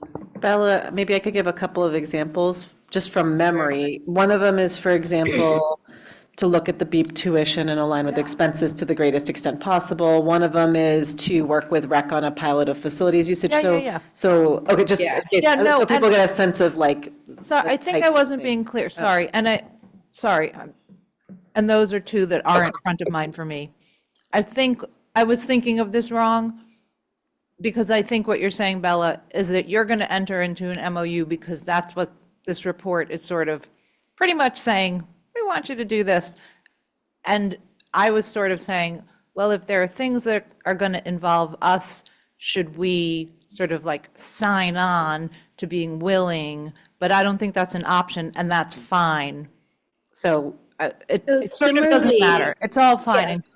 Okay. Similarly, with the CLA report, Chaz and I executed a MOU, and those became sort of a checklist for many bodies that were interested in how we're managing our finance, our governance, and it was a sort of a critical part of building the path toward a possible override.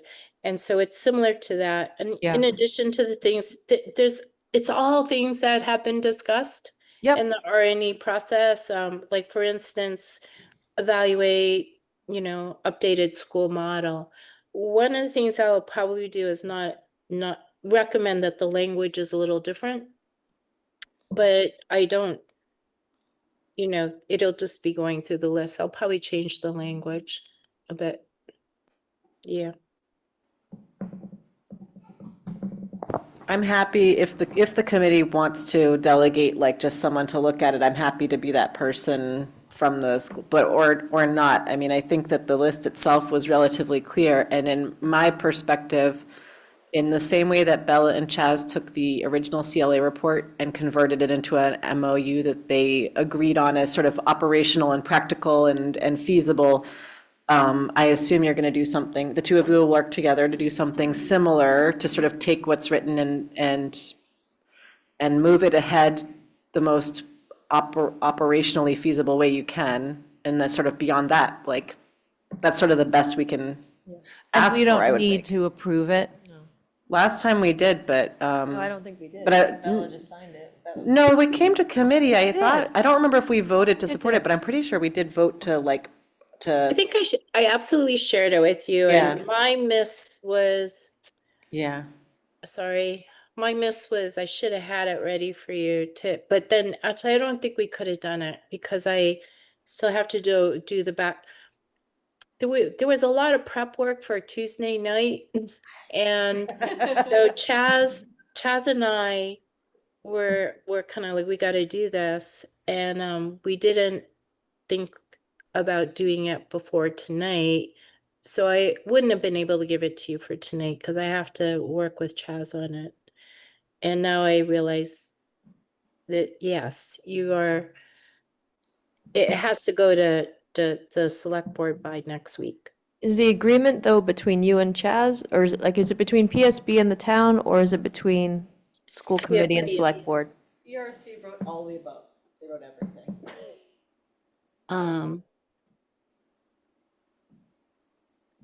Because you and Chaz signed the CLA MOU, right? We did. But we didn't sign anything that I hadn't received consultation on or just a look. So anyway, if I could at least consult with a couple of members, and it's only because of open meeting law that I can't do it with all of you. So just so you understand, even if I consult with each of you individually, that still is that I think that's like a sequential. I don't know, but I defer to Val. You're not an elected official, so I think that would actually be okay. It's okay if you do it, you just like, yeah, you can do those things. Okay. I mean, But you it can't might say not be like, practical. hey, Mariah, Yeah. Val said. Exactly. That's what you do. Val, Well, actually, I think she Suzanne, and can do Sarah that. said. We can't say to each other, like, I can't say Carol and Andy said, you know. All right. I'd say this and I mean this I'm totally supportive of this. I would be interested in seeing, I mean, it's a big document, so I'd love to. Well, the MOU is very little, but it does have to Just be mean done. important. Yeah, but we have to have it done soon. In fact, I was gonna we don't have much time. Well, if you're looking for a couple of people to show it to, or if you're intending to show it to everybody, I'm just saying I'm interested. Got it. Okay. Okay. That was the last of the update. So again, these are things to follow up on. Thank you. It was worded that as if that they needed it before they would recommend an override, but the decision's been made. So, but I feel to be most respectful that we should follow up on this. Yeah. Yeah. And thank you again to you and to Susan and Karen and Robin and Mariah for all the work leading up to Tuesday and the AC the day before that and the AC the day after that, and all of the work that you put in. It's been tremendous with you coming into this district and getting right up to speed with where we are. And with Karen returning and Robin new and Susan back there as the stalwart of, the veteran, to get us to where we are 5.5 weeks out from a vote. So thank you. Could I also thank Sarah and Jesse and Mariah, who are our 3 members who have served on the RSC. Of course, for thank you all of so that much work. for that service as well. We are on to acceptance of gifts. Do you want to walk us through gifts? Finance Subcommittee voted last week to recommend these 2 gifts, 3-0 to 0 to the committee, with gratitude. And Donna and I both reflected very fondly on our time as discovering justice jurors earlier this year and what a great program that is. So I will make a motion to accept the gifts that are in front of us. Seconded. I think Donna seconded quick, Betsy's got it nodding her head, yes, so. Okay, no problem. Thank you. Okay, Jesse, you're up first to vote. Yes. Okay, Donna? Yes. Suzanne? Yes. Sarah? Yes. Mariah? Yes. Andy? Yes. Carolyn? Yes. Bob? Yes, and Jesse, could you lower your volume a little bit? Seriously. And I vote yes as well. Next, we have review and approval of lease extensions for BEEP at Temple Emeth and at Hoba High Shalom. Is that Susan? Oh, yeah, no, I just didn't know if it was Susan or if. I can present it. Yeah, I can walk us through. So last week, Finance voted to recommend classroom capacity to full school committee for a positive vote. And we also requested that we got the 809,342 number last week, and I asked Susan to just provide us a table showing the capacity, the classroom capacity leases going forward. I also had been hoping it would be backwards too, Susan. Yeah, that's okay. But I have a question about it myself before I make, well, I'm going to make the motion to accept them. Okay. Okay, thank Suzanne you. seconds. And then I'm going to ask my question, which is both of the, or at least the Temple Ohabe Shalom, and I'm not sure about Emeth, the lease is based on the CPI, the year-to-year increases. But when I looked back at an old table I had, it already had these numbers in it from multiple years ago. How could we have known, like in 2023, which was I think when my table was from, what the CPI for 2028 was going to be? Like, and the numbers, like those numbers match the numbers in this table. So I'm like baffled by why the numbers are still the numbers from years ago. Thank you. Because there's a cap of 6%. And so because the CPI is from May, and we're putting together this information in September before May, we use the max of 6%. Because even when it goes forward, we don't know what the CPI in May is, because it's not May yet. So when you're forecasting out, it's 6%. But what were the actuals in the prior, are we actually paying them at the max even though we could be paying less? No. Okay. Typically, it's less, but when I'm doing a forecast, I have to forecast out, it's going to be no greater than 6%. Is that why we have prior year balances in some of the Yes. accounts? Oh, okay. And it all also comes because in together. some of them, we have, we pay for utilities and such, and we don't know the actual until, we're in the year. So that Okay. creates some back balances, yep. Got it. Thank you so much for that explanation. Carolyn? Was I the only one who appreciated that? Well, now I'm curious about balance. There's balances. Just wait, and well, no, I don't know if we'll get to it Oh. in our next section, but, well, I can Is it talk the to it. secret money? It's not secret money, but I think we can talk about it. Why don't I talk about it when we get to the 6I and 6J? Okay. Yeah. Anything else on this? Okay, there's been a motion and a second. Jesse, how do you vote? You're I muted. vote yes. Okay. I vote yes. Thank you. Donna? You're welcome. Suzanne? Yes. Sarah? Yes. Mariah? Yes. Andy? Yes. Carolyn? Yes. Bob? Yes. And I vote yes as well. Next is the approval of a year-long contract extension with Eastern and Local Motion for student transportation. Are you doing this? I will do this. Finance recommended this last week, 3-0 to 0. We remarked upon the very favorable contractual increase in comparison to the increases that other districts are facing, as noted in the memo. And so I will make a motion to recommend it to full school committee again. Seconded. Okay.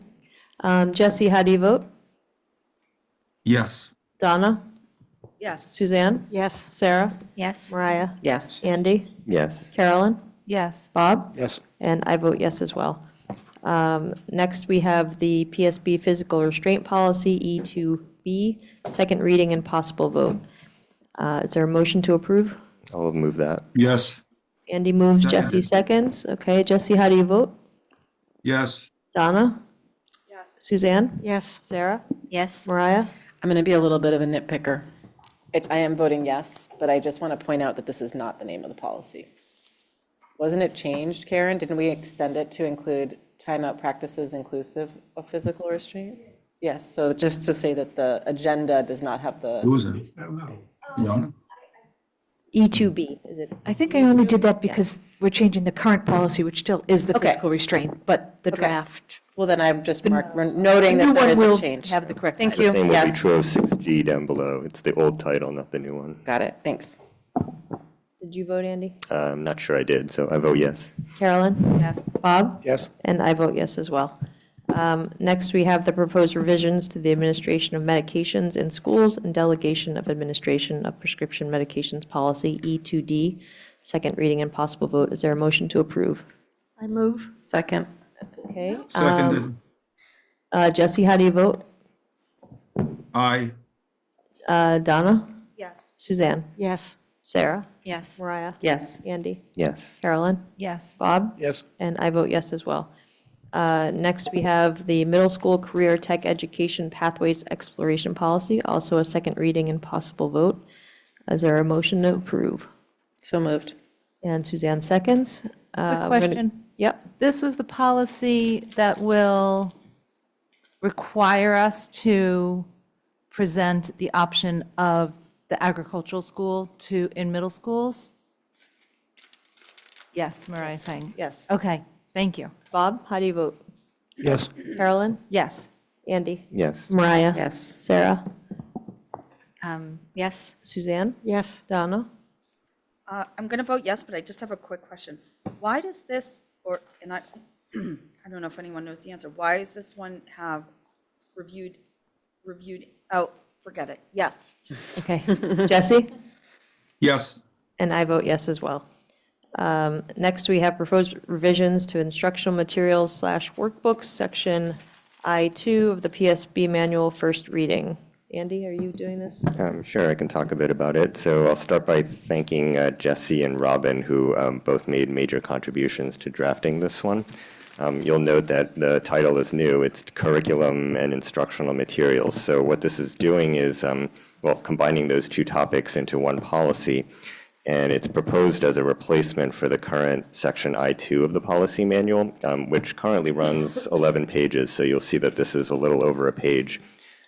Those 11 pages consist largely of very detailed procedures, some of which were last reviewed in 1978, others of which were last reviewed in 1990. So what prompted us to revisit this section right now was the school committee's passage last year of the resolution regarding MTA materials on the Israeli-Palestinian conflict. So when we went back to it, it seemed like a good idea to just take this opportunity to rationalize that whole section. And so in the version that you have in front of you, the two of the goals at least were, number one, to delineate the role of the school committee versus the role of staff in both of these aspects, selection of instructional materials and curriculum development and adoption. And the second goal was to distinguish policy from procedure as clearly as we could. So the subcommittee discussed this draft, or something very close to this draft, at our last meeting, and it recommended it to school committee by a 3-0 vote for a first reading. I've made some minor changes of wording since then based on the discussion that we had in subcommittee. Questions or comments? Donna? I have questions. Andy, can you talk, would you be able to, I didn't watch that subcommittee, I'm sorry. Would you be able to talk a little bit about whether curriculum review is meant to be incorporated in this, or it's still a standalone policy separately? So was there a standalone curriculum review policy, or was that a procedure that was part of this section of the manual? So there is currently, I can't exactly remember, but there's definitely like a lot of super outdated mention of. Is that the library and things like that? Like we have to deposit materials with the Brookline Public Library and also, such things. And I don't know if it would fall in, I think it might fall somewhere else, like where students. Yeah, Robin's up, Robin so she may be able to answer Okay, this, great, yes. thank you.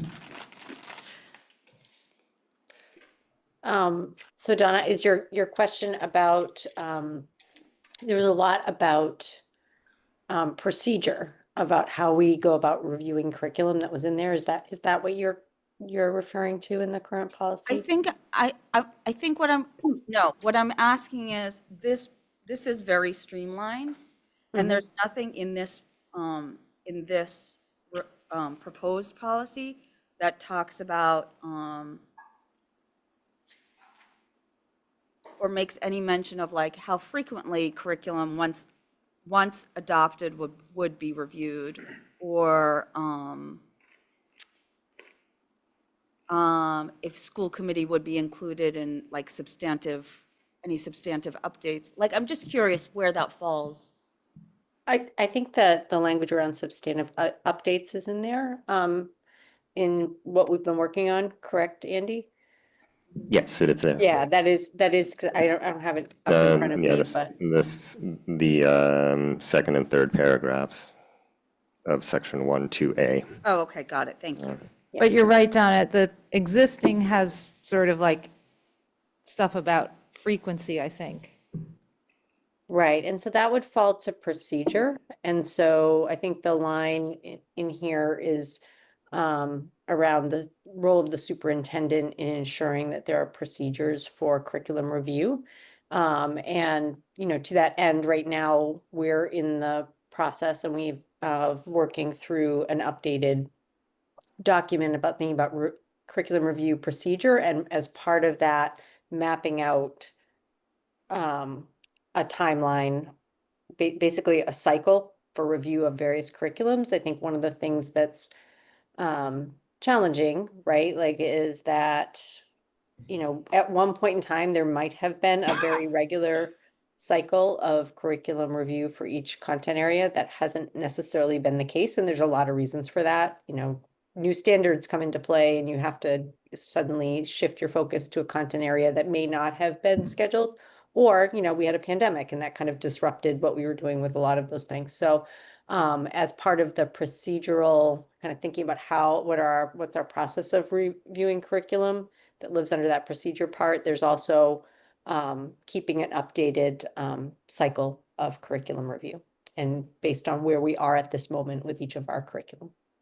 And then there's another whole section in the policy manual about, and it's super outdated, about people filling out like forms to evaluate their classes at the end of the year.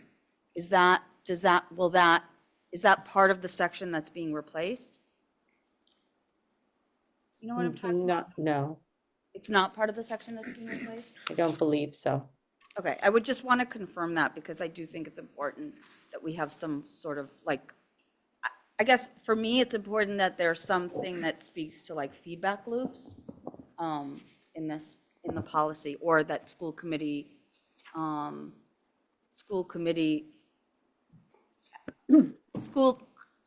emphasizes the importance of feedback loops. Yeah, so this does, I think, fall under procedure in this policy that's in front of us. So there's a mention of this in the last paragraph of each of the two sections.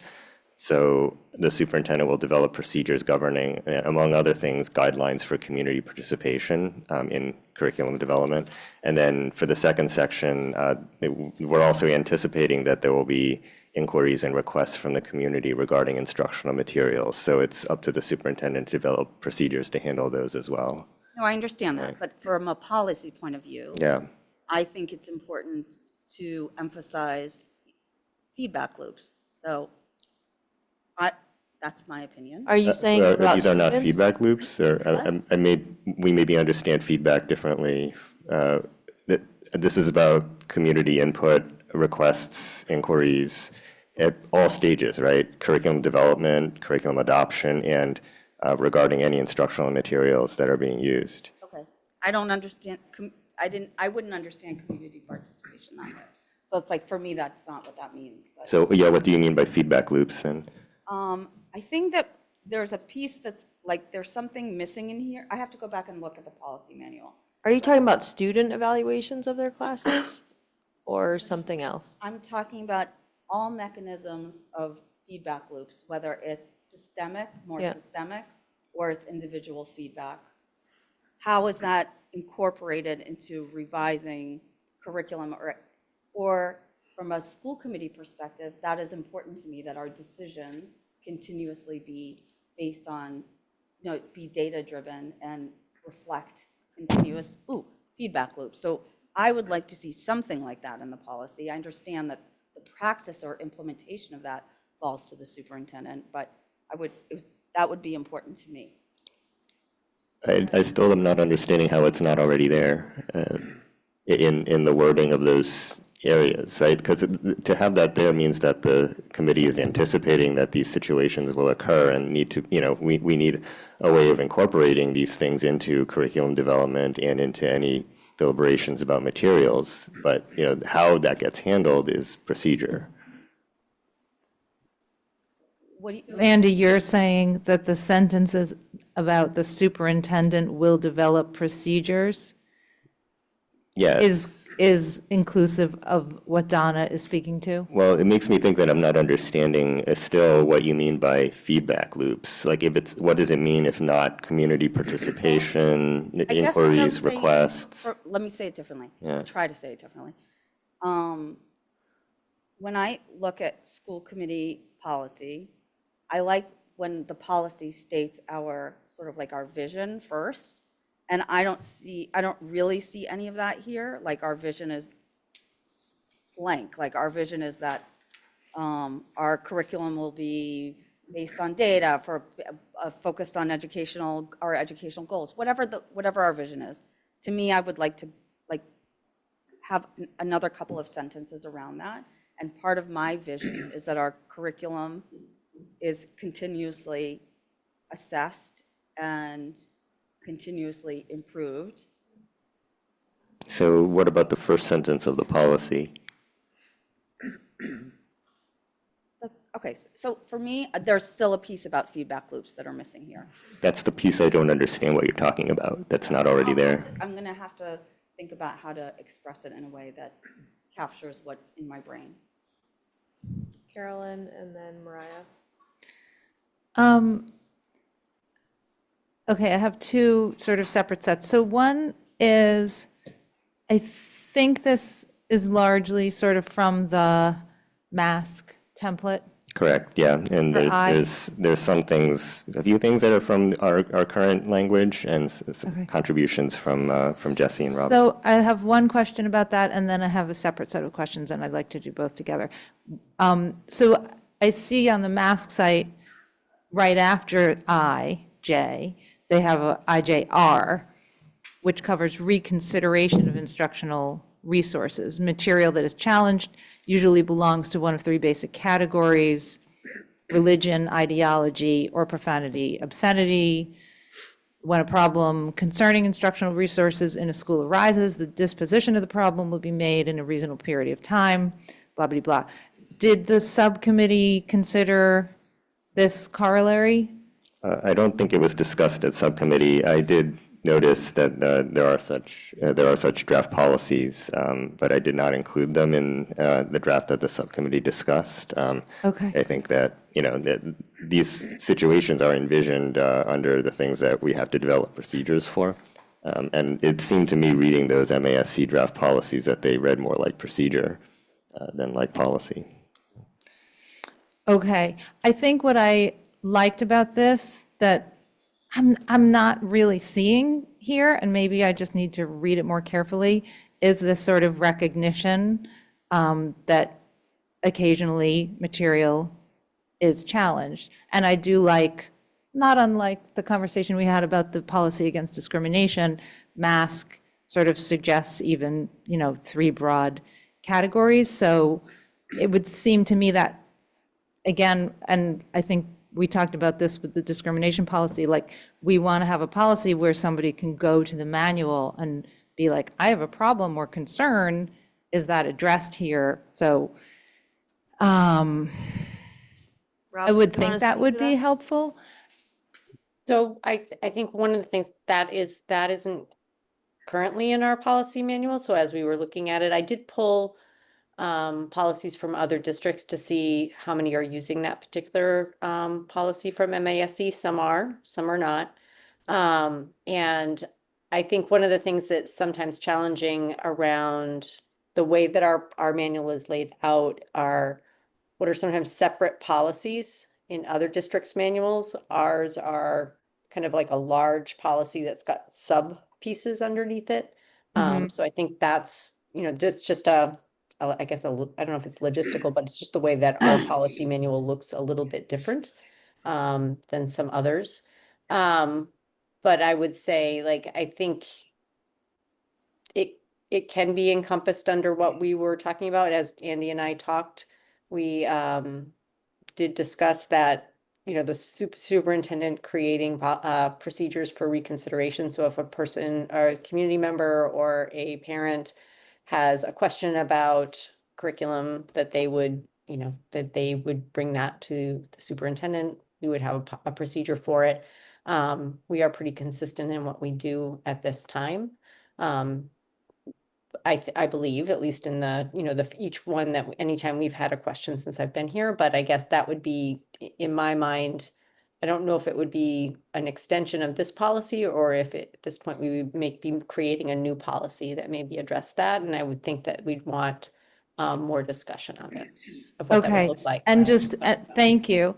And just to be clear, like, I think the way I read this 1JR from MASC is really specific to a parent or community concern, perhaps about a material, which to me sounds very different than like a reconsideration of a curriculum. Like this even says, pending the outcome of the request for reconsideration, access to question materials can be denied to the students of the parents' guardians making the complaint if they so desire. So it's sort of that kind of protection.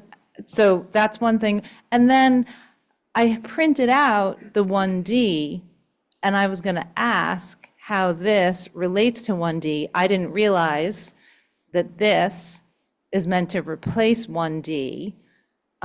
So what is 1D? 1D is curriculum complaints.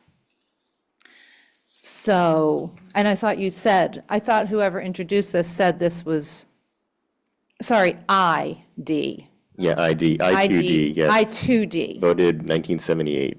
Yes. So, and updated 1990. Not that part. Yeah, curriculum inquiry process. That's I2E. So that was 1990. And what I guess it seems important to me in here, first I'm going to ask a question. So part of what is in this policy is that curriculum outlines will be available in each school library and the main library in Brookline, the same for the high school. Are we doing that? Not to my knowledge. Okay. And I think what I liked in this is that it seems really clear, like procedure for handling individual inquiries concerned with materials and programs. And it also extends to citizens. It doesn't have to be a parent of a current student. These issues may be general or specific. They may be about curriculum, philosophy, or teaching strategies. They may be about course content. Sorry, Carolyn, are you reading from the existing? Yes. Okay. Yes. And so that was stuff in the existing that seemed important to me. Like just basically inquiries made by individuals about materials. So I thought that I was handled, feel like though. this gets sort of, that gets kind of lost here. And then I'm going to just say one other thing related. I would worry that we are switching to something that says the superintendent will, the superintendent, where is what the superintendent will do? The superintendent will develop procedures governing curriculum development and adoption. And then there's selection of instructional materials. You're leaving out the last clause of that sentence, which says including guidelines for community participation. In parallel to development. that, the last paragraph of the policy is about instructional materials, And it specifically requires the superintendent to develop procedures for handling inquiries and requests from the community regarding instructional materials.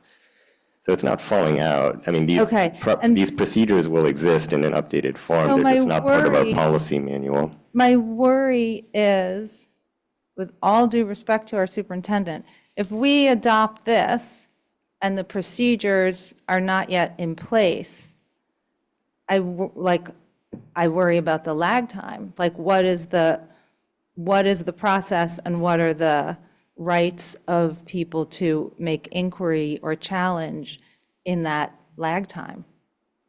I mean, would we say, like, this remains the process until there's a new process created by the superintendent? I think the superintendent is probably following a process already that is not yeah. So Bella, do you want to speak just a little bit to how you're doing it in this interim period? I'll defer to Robin and say what we're doing in this period, but in terms of like coming up with new protocols, we probably would defer to do them over this, some of the summer planning and work that we would do then. So I can speak to what happens currently, is that an inquiry comes, so for instance, if it were an inquiry about something, if you had a child in a particular class, that parent would first reach out to their child's teacher or their building administrator, like if they had a question about it, and we'd start there and figure out, well, what do they need? Do they need to come in and look at it? Do they just have a question about something? So we would start close to the problem, or where the issue was for the person. And then if it was somebody who didn't have a child in school or at a particular grade level, that question might come to me and I would decide, is that a question that I can answer and provide them with that information? Is that something that I might direct them to a curriculum coordinator to help support that process? And then if they're looking to review materials or look at materials more in depth, they would come in and this is my understanding has been our process for a while. They would come and be able to review the materials in person at town hall. We would arrange a time for that to happen. So, thank you. And so other than the fact that we're supposed to be having things available in public areas, what you just described is what's in the current policy. So I'm just not sort of following where the replacement of that, like if that's what you're doing and it's already in writing, then why are we replacing it? Because none of this stuff belongs in the policy manual. It should never have been there in the first place as part of our policy manual. At least that's my opinion. And it needs to be moved to procedure, and that's what this policy is asking for. And I don't think in the meantime, nobody will know what to do. It's clear that people already have a procedure and know what to do. Mariah, you had your hand. I have two little comments. One is, I thought in the first bullet, we were going to add something that said like, on the basis of protected categories such as, but then that way we would not have to update that wording every time something were to be added or subtracted. Yeah, I'm not an expert in this area, but I wasn't sure that we could future-proof the policy in quite that way. So what I ended up doing was just, this is exactly the list that appears at the head of that proposed civil rights policy that we were discussing earlier. Okay. I wrote down parental status. I thought parental status was also a protected class, and am I wrong? Do you think I'm that's looking at you, is- Karen. I'm scowling from afar, like squinting my eyes. You don't have to. Pregnancy is. Pregnancies, but I is thought what stands parental for it. status was too. Do you like the wording parental status better than pregnancy? No, parental status is not pregnancy. Being a parent Yes, is right. not being pregnant. Anyway, so, as we all know. So that's just my question was if we could future-proof it. You're saying we can't future-proof Well, I'm it. not saying that we can't, but I'm not sure how to do it. I don't know whether this is something that Well, I thought where we said or legal other counsel could protected help us with. classes. Yeah, that was the idea, but which protected like Like state and federal protected classes. We had talked about making it specific, Yeah. state and federal protected classes. If that's still the desire, I can look into it more. I really would like us to like, and this is part of this talk, this is like the idea of policies should survive. Policies shouldn't include specific people's names in them who are holding a job, right? Like the draft policy had Karen's name and you know, a certain title, like, it's great, but like that doesn't belong in a policy. Specific things that can change, like shouldn't like we should try to future-proof it to make the policy stable, even as the practices vary, because otherwise policies have to come back. So I'm just saying that I had thought we were going to do that. Then the other one I thought we had talked about was making the last one more like the Wellesley model, but you didn't. Well, I incorporated some language from Wellesley. What I did not incorporate was the notion that I don't have the Wellesley language in front of me. Okay, but there was this idea that when you're teaching about a controversial topic, then you need to have materials expressing like all points of view, right? What I really am afraid of doing is opening the door to. No, that's not what it said. Okay, I just want to read it again. If you can read the language. Yeah. When materials advocate for a specific ideology or side of a controversial issue, they must be part of an overall curriculum that presents various ideologies or sides of controversial issues, so that students have an opportunity to develop under guidance skills in critical analysis and in making informed judgments in their daily lives. There's not an all sides to Okay, this, it's various. but that language to me sounds broad enough to allow anti-vaxxers or creationists to demand, because in some people's minds it is a controversial issue, that those materials have to be represented, right? So I understand very well, and I agree with what this is meant to accomplish, but that form of words to me, it's just like the way the MASC version of this has balanced views, which I thought, again, opened the door to things like anti-vax and creationism, and that's what I don't want this to protect. So that's why I didn't end up incorporating the Wellesley language in that form, although I did put in something from Wellesley there. Okay. Bob? Yeah, speaking as the historian of our school system around the table here, I just want to I just want to say that the whole concept of curriculum inquiry and curriculum review emerged from the controversy in the early 1990s when the Social Studies Department eliminated or proposed to eliminate AP European History, and the community, many members of the community got upset, and then we had a task force on teaching of history in the school. But what happened, the big picture, what happened after that controversy was curriculum inquiry was created and implemented, and so was curriculum review. They were two different things. So I think that embedded in what we're talking about, the concept of inquiry, curriculum inquiry, is all about controversy. Some of the stuff that you talked about, ideology, et cetera. And so there was an opportunity for the community to have an opportunity to review what they brought up as something that was controversial. And then curriculum review was part of an overall systemic review of all curriculum every 5 years, I think it was, where you had to go through a comprehensive review of curriculum. And I think that's still in the policy manual, right? And also part of that, and Mariah, you may remember this or not, as part of that part of the recommendations of that task force on curriculum, students were expected to evaluate their teachers at the end of every course, and the evaluations were only to be seen by the teacher. Do you remember that? You don't remember that? Because I remember seeing, thousands of pages. Did you see my evaluations of my teachers, Bob? I'm just being silly. The evaluation of your teacher. No. Framed on his dining room wall, okay. Students filled out evaluations on the course. It was great. It was a pretty comprehensive thing, and only the teacher could see it. So it was for the betterment, it was for the improvement of the teacher. That's what I was referring to. I know. I think it's still in the policy manual. Yes, it is there, yeah. And we I don't should think, say I that a don't lot think of, it's done. That's what you meant, Donna, earlier? Yes. Oh, okay.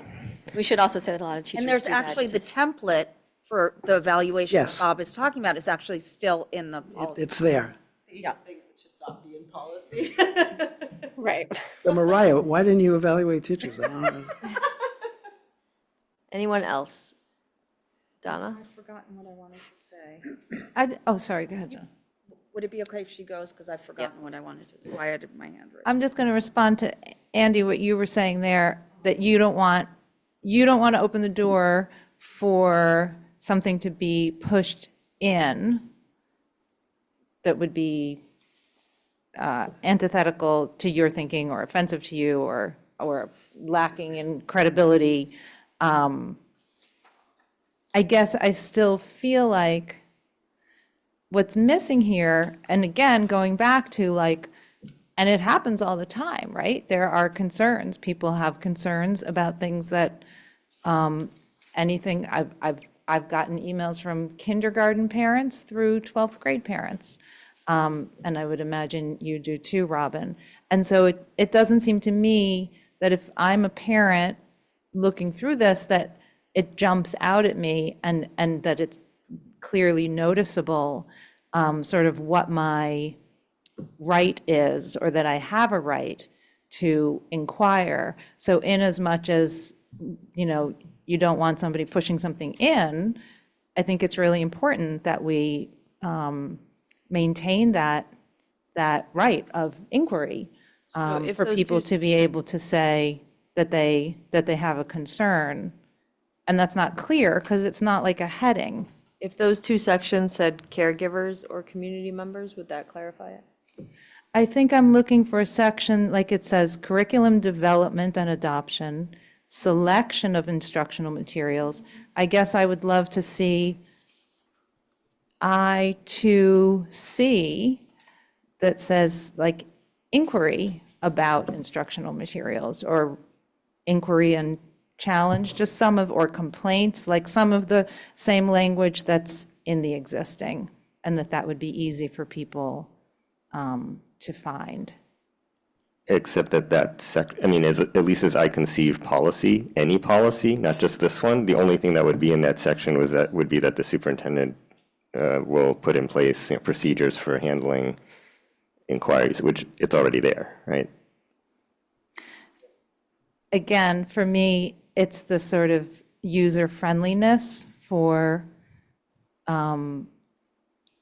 parents and citizens to be able to see that without having to, if I was this, you'd have to really read through the whole thing. So it seems to me it would be important to kind of notice that with clarity, that you are allowed to inquire. And there's a lot of language that's taken out, like these issues may be general or specific. They may be about this, that, course content. I think it's important for us to be clear that that's a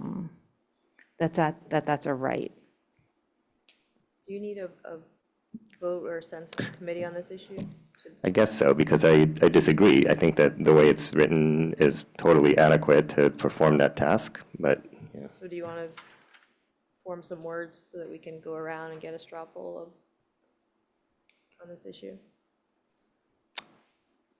The issue of adding more or not adding more? Yeah. Can we Whether have a it's little bit procedure more or policy, discussion? I guess. Suzanne hasn't talked yet, Yeah. and she had her hand up. Suzanne, sorry. Well, I was just wondering, to Carolyn's point, would it be possible to put a reference or a link to where they would go to find the procedures? Like a hyperlink. Yeah, hyperlink.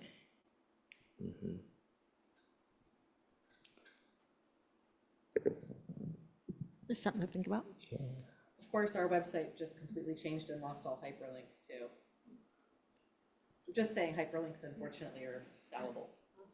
Donna? Interesting.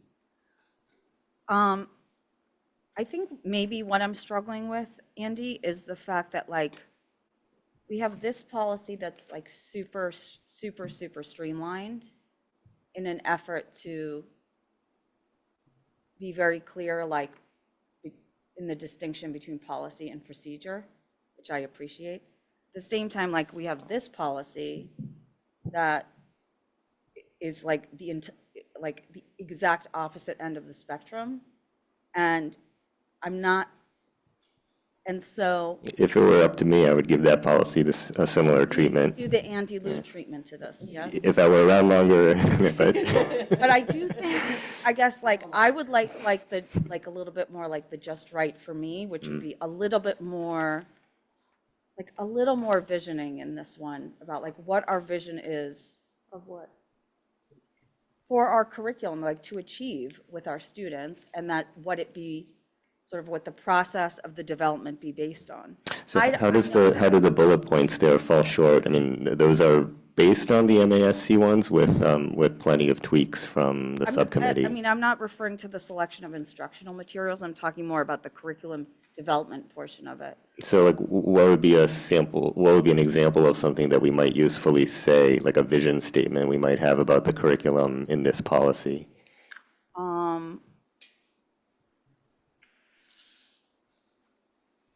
I would have to get back to you. Like, I can't, I'm not, like, I know Mariah can just pull these things out, but I have to think about that. I just, to me, like, there's just like, it's so, there's a little, like, there's something missing and I can't quite put my finger on it.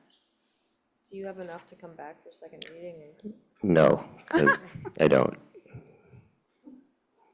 And mainly because I don't, I don't agree with many of the proposed changes, so. Mariah? My question is to Donna. Donna, when you're thinking about a vision statement, does some of the qualities of the materials achieve that for you? Or is that not the kind of vision, like the bullets, do those help you think about the vision? Or it's even like a step above that level of curriculum? Is it, you're thinking about things like, we need a curriculum that's like a future, it's helping our students be members of the future and like achieve the things that are in our goals, like ethical, that respond to our goals, that kind of That's wording. sort of like strategic plan and vision of a learner. I'm not sure it's in the curriculum development, it lives in the curriculum development policy. So I'm differentiating between, and I get what you're saying. I'm differentiating between curriculum development and the selection of instructional materials, I think. So Can I offer something? Sorry. yes, please. I wonder if what you're referring to is actually part of the curriculum review and development process. And anytime you're beginning that process, you're doing a little bit of self-study and you're also visioning for what you're looking for. So for instance, if you're moving to adopt new, you're reviewing your mathematics program and you're looking to adopt new mathematics materials, I'm just going to say K-8, let's say, or K-5, whatever it is, part of that initial work in that process of selecting materials is considering a vision for like mathematics instruction at the K-5 level. What are you looking for? So I guess I wonder if for me, if part of it lives in that procedure of the review and development process versus because that vision can change over time. And so when you say that vision can change over time, what are the core values driving that vision? That vision is changing over time because we want it to achieve what? I don't know. So if you're, for instance, I mean, again, it could be that maybe there's been a shift in practice, maybe research in a given area around how kids learn certain things have updated. So if you're doing a major review of your curriculum to, like, as Bob said, every 5 years, over the course of a couple of cycles, what that vision for what instruction may change, but checking in on that vision should always be part of the process. So that's helpful, Robin. Thank you. Because I think even just a sentence about like the fact that we have constant adaptation and development of the curriculum is necessary if the district is to meet the needs of its students. But constant adaptation and development of the curriculum based on, like, to me, I would add something like constant adaptation and development of the curriculum based on best practices or current research, or outcomes or, something like that. Okay. That makes sense to me. I understand that. I actually followed these conversations very closely, even though I'm not on policy. And I think what I was listening for was that there was going to be a lot of teacher autonomy in what we decided on. And I also remember that when the consultant came in to advise us about writing policy, that they did say to go shorter and like to leave out the procedure part.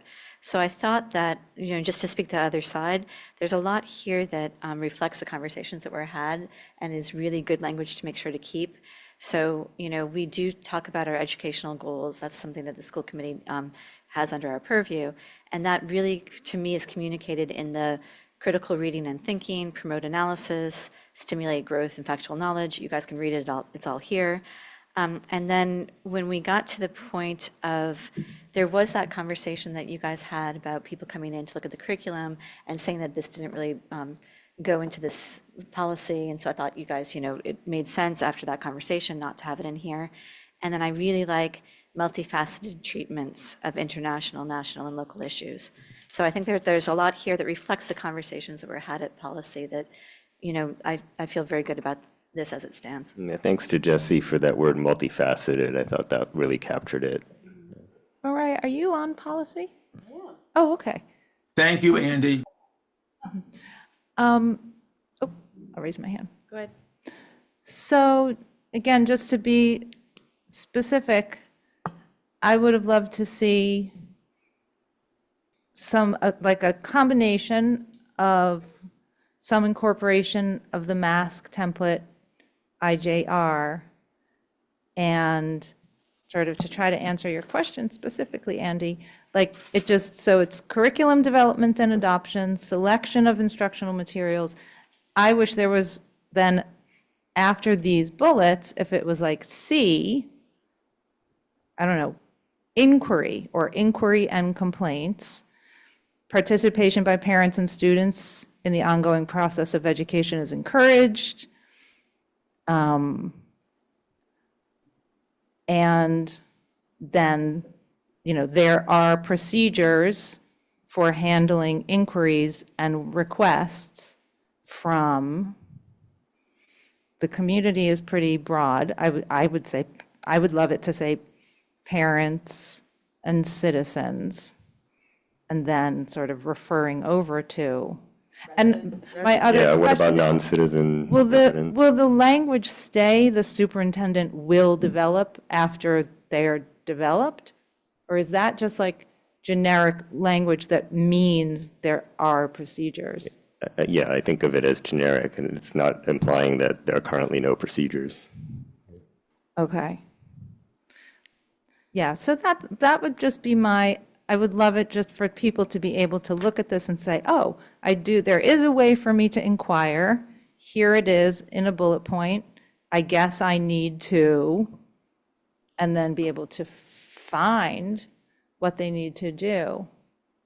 I think that's really important. And I think that's the spirit of this whole section that now I learned is being replaced. We'll have this back for a second reading in a couple weeks. Next, we have the EPP procurement policy. Is that you, Andy? I can say a few words about it, but give me a second just to jot down what was just said.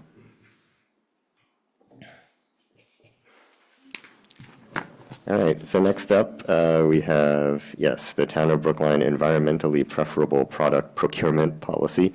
So we have a long and detailed memo here from Alexandra Vecchio, the town's sustainability director. She came to policy subcommittee to present this draft, or it's not even a draft, it's pretty finalized. The reason the town needs to make some revisions to this policy is simply to remain eligible, in order to remain eligible for some state level grants. And I just want to be clear that this is not supposed to be incorporated into the PSB policy manual. It's simply going to be part of the town's policy manual, and they would like the school committee to express its support. Yeah.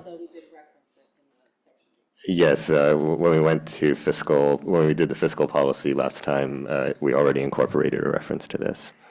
So. Okay, so I will move that we support this policy. Second. Bob, how do you vote? Yes. Carolyn? Yes. Andy? Yes. Mariah? Yes. Sarah? Yes. Suzanne? Yes. Donna? Yes. Jesse? Is Jesse still there? Yes, Hineni, I'm here. Yes. Sorry. And also Hanani, and I vote yes as well. Thank you, Val. Thank you, Jesse. Next up, we have FY '27 repair and maintenance budget request. Yes, okay. So in January at Finance Capital, we had a presentation or a discussion of the building department budget with Charlie Simmons and Charlie Young joining us. Charlie Simmons, thank you. Charlie Simmons, who's the Director of Public Buildings, and Charlie Young, who's the Assistant Deputy Town Administrator. I don't know what Charlie's title is, something like that. And we were talking about all of the components that go into the school buildings program that is overseen by the Buildings Department. So that includes, there's a salary portion, there is the utility bills themselves, and then there is some services and capital lines. And after that meeting, and that was January, and then in February, Jesse and I, right? You were there, Jesse, right? I'm sorry, I'm having a mind. We met with the Charlies. Yes, I was. Yes, you were, exactly. Yes, I was. And then we reported about Yeah, that. we were when we talked with yes. Yep, and then we reported on that meeting at our February, one of our February finance meetings, maybe our only February one. And as some of the things we had talked about was, for example, the vehicle fleet, because there is a vehicle scheduled. How do you say in English? And we also talked about some of the staffing choices that were being made. And then last week, at Finance, we made a motion, and this is a slightly different motion you're going to see in front of you tonight, and I'll talk about why. So we made a motion to increase this is the building department, so to increase the school's repair and maintenance budget by $54,500 from $3,627,335 to $3,681,835 by reallocating the $54,500 allocated for vehicle replacement to the repair and maintenance budget. So this was half of the motion that we had made last week at Finance, that Finance had recommended. Right. And then the other half of this, it turns out that the Finance motion was backwards on, the intent was to essentially take the savings from the HVAC, from the hiring of the HVAC techs to provide more repair and maintenance money. But what's actually happening is they're hiring HVAC techs at a lower cost than what it would cost to pay third-party providers. And so there is a savings, but the wording of the motion went the other way. And we talked about this extensively at Advisory Capital last night, and the recommendation, we said, can you please send the wording of how this should be worded? And basically it boiled down to, it's better that we just sort of support the hiring of the HVAC techs than there's like so many complicated ways to handle the dollars was not worth trying to do that. So we'd essentially be creating those two positions and they would go into the budget? So they go into so the town has done this on the town side. They've hired an HVAC tech that allows them to keep in-house a lot of the more routine HVAC servicing items. And so the recommendation that Charlie has made is he would add a second and a third HVAC tech that would continue to be able to do a lot of the HVAC management in-house without needing to outsource to HVAC service providers. Which is a more expensive option, by the way, too, Mariah, we had heard. Yeah, that's why it would save money. Well, does it though? It does. What about on health insurance and everything else? If we're hiring them as employees? It apparently is going to, they're saying it's going to save like $70,000 to $80,000 across the two. Right. When you add They've up trying to bring in outside they've people. already done it all on the town side, and that Right. was the savings. So Exactly. that's- So where would this live in our budget, or how It's would it not in our appear on budget. it? This is Yeah. all in the building side. Right, but we would pay for it in some way? Or- No, or we wouldn't? no, this is all just it's basically, what's going to happen is Charlie they're going to get the authorization through the town to hire the HVAC techs, and that lets him spend less on But long story short, basically the recommendation was, don't shift around any money. They'll handle it through the town process sides. But we should make the motion to increase the repair and maintenance budget by 54,500 because that shifts that out of the vehicle, out of the capital line into the services line. I just know that for a number of years, Charlie suggested we do this, and he can never find anybody to hire. This is HVAC techs, not HVAC. This is a pre-certification or something like that. This is not the person that he can't get. Can't find Yes. right away. Yeah, there's another, right, I'm sorry, I can't remember the name of it Thank right you. now. Yeah. Bob? Are you allowed to call on me? I am calling on you. So typically, you got more than $3.5 million budget, and now you want 54,000 more. Did anybody say, can you find 54,000 within the 3.5 million? He's not, this isn't him getting more. It's him not getting a car so he can spend money. It would be not getting a vehicle so he can spend money on services. And this was his choice, was to reallocate. He confirms that he would prefer to have the money in services than in the vehicle. So it's not an increase? Yeah. It's shifting, it's It's reallocating shifting. within the building department allocation. Okay, Yeah. thank you. Okay, So so I'm going to make this motion as I read it earlier. both motions together? I'm going to start with the first one. Actually, I'm going to make them separately. I'll just do the first one and then the second one. So the first one is to increase the FY27 schools repair and maintenance budget by 54.5 from $3,627,335 to $3,681,835 by reallocating the 54,500 allocated for vehicle replacement to the repair and maintenance budget. So moved. Okay, Jesse, how do you vote? Yes. Donna? Yes. Suzanne? Yes. Sarah? Yes. Mariah? Yes. Andy? Yes. Carolyn? Yes. Bob? Yes. And I vote yes as well. Second motion? Mariah? Second motion, I'm going to move to support the hiring of 2 HVAC techs with the aim of achieving HVAC maintenance at a more efficient overall cost. I'll second. Seconded. Jesse, how do you vote? TV voice. Happily, yes. Donna? Yes. Suzanne? Yes. Sarah? Yes. Mariah? Yes. Andy? Yes. Carolyn? Yes. Bob? Yes. And I vote yes as well.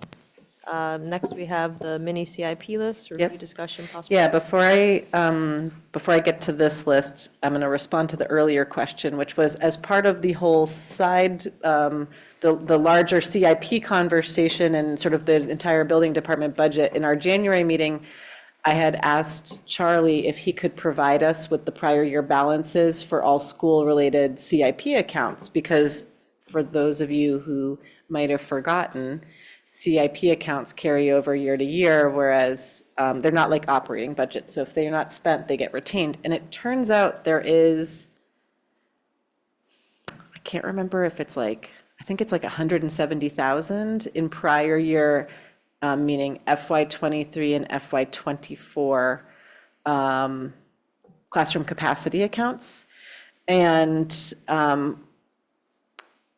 so the question would be, can we, for example, reallocate those prior year funds to offset the current year CIP request that we just, the classroom capacity. Classroom capacity is getting taken up by advisory next week, and this, I believe, will just be part of the discussion, is how to reduce the 806,000 or whatever we just voted for.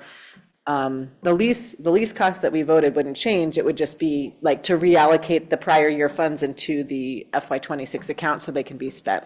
How do we end up with a balance on leases? Well, this is what Susan was talking about, is when they forecast, it's out of cycle, so they forecast at 6% and they do an estimate of utilities, but if the actual cost comes in, then it ends up, and it's like, some of the accounts have like 8,000, one of them has like 130, it's just, it's, yeah, so it makes sense that there's just those balances that Sorry, have I accrued. guess I wasn't listening. Well, it makes more sense when you Until realize. she said balance. So that's, so then going back to this spreadsheet that you all have, so in the past several weeks, the PSB and building staff have been aligning the lists of projects. If you all recall, in September or October, we voted a CIP list to be submitted to the town, and that was for $1.225 million for FY '27. The actual CIP was published with not only, it's a great number still, $500,000 compared to our 1.225 million. However, 2 years ago, PSB was given a very large number for our deferred maintenance, and there's still $1.3 million of that funding left. So all in all of deferred maintenance funding, there's 1.3, it's just under 1.3 at this point, plus 500,000 or 1.8 million in funding to do deferred maintenance work for the buildings, which is spectacular, great. Charlie, Joe, and Susan have combined to put together this list you see in front of you that was reviewed at advisory yesterday. As well, there were no edits made to the list. And so we can vote if we have a vote, which is this vote here, the bigger text in front of you. So basically, we would be voting to reallocate that 2 year ago balance, which is the $1,293,047, basically into the current appropriation for this new total of, it's the 1.293 plus 500,000 is 1.793.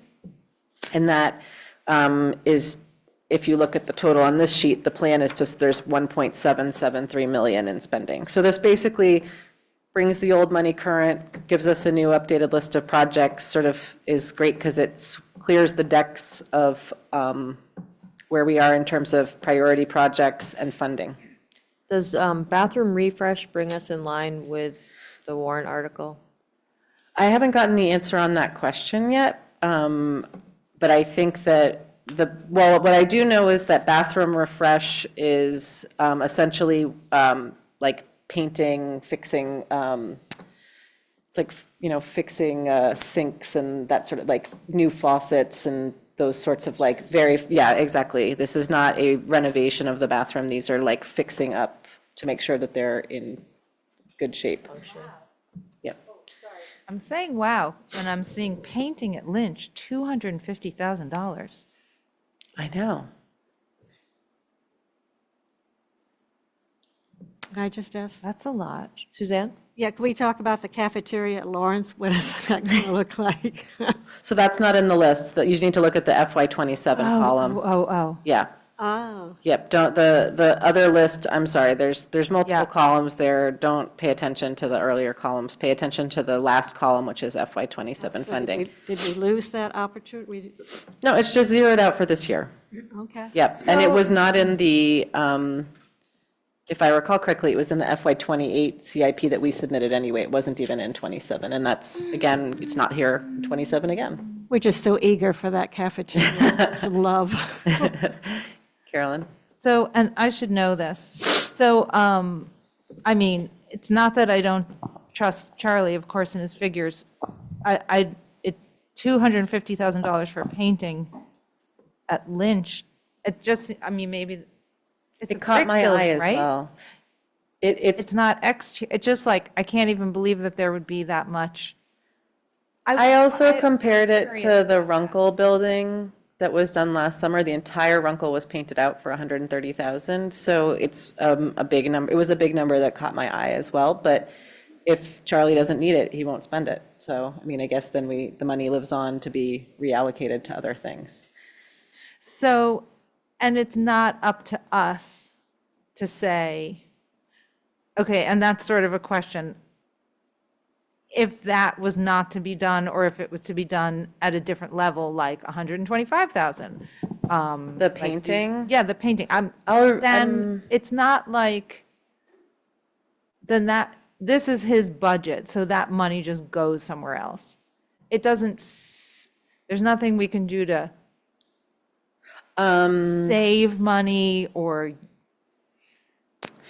I mean, Charlie, some of these costs are estimates and some of them are like based on bids. You can tell the Hayes one at 19,494 is bids, whereas some of these are round numbers and so they're not actual. But regardless, it's his budget to allocate as he wishes.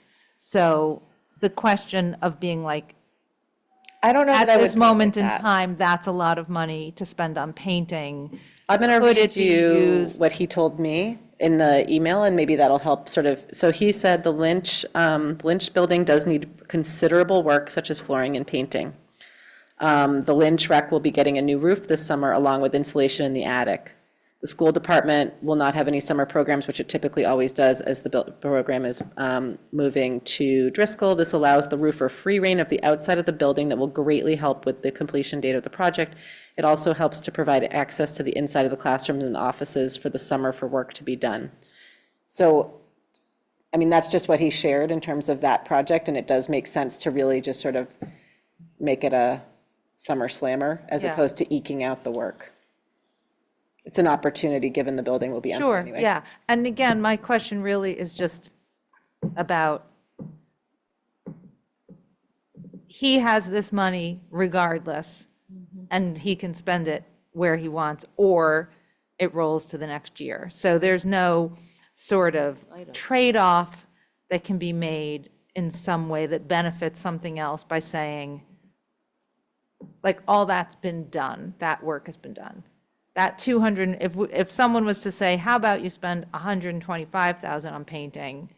It's still Charlie's budget. We can't. I would frame it a little bit save a differently. job or something. I would say that PSB staff and Charlie agree on this list. Yep. And I would say that last night at advisory, Charlie was specifically asked, is this where you believe the highest priorities lay for deferred maintenance? And he Yeah. said, yes, I would not change anything on this list.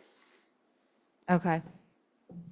So I'm going to make the motion to amend the FY '27 funding for school rehab upgrade by voting to transfer the remaining balance of $1,293,047, the balance as of March 26, 2026, from the FY '25 appropriation to the current recommended appropriation for a new total of $1,793,047. Second. Seconded.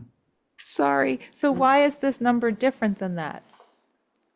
Why is it 1773160? versus the 1793? Yes. This is like $20,000 short of what's the account balance. This is the budget versus the actual account balance. Okay. Yeah.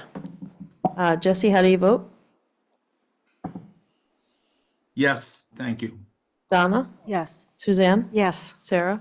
Yes. Mariah? Yes. Andy? Yes. Carolyn? Yes. Bob? Yes. And I vote yes as well. Can I just say thank you to Charlie and to PSB staff for putting together a new list that helps us understand all the priorities, and then it'll be great to hear the work that's done over the summer, next fall, get an update on how this all went.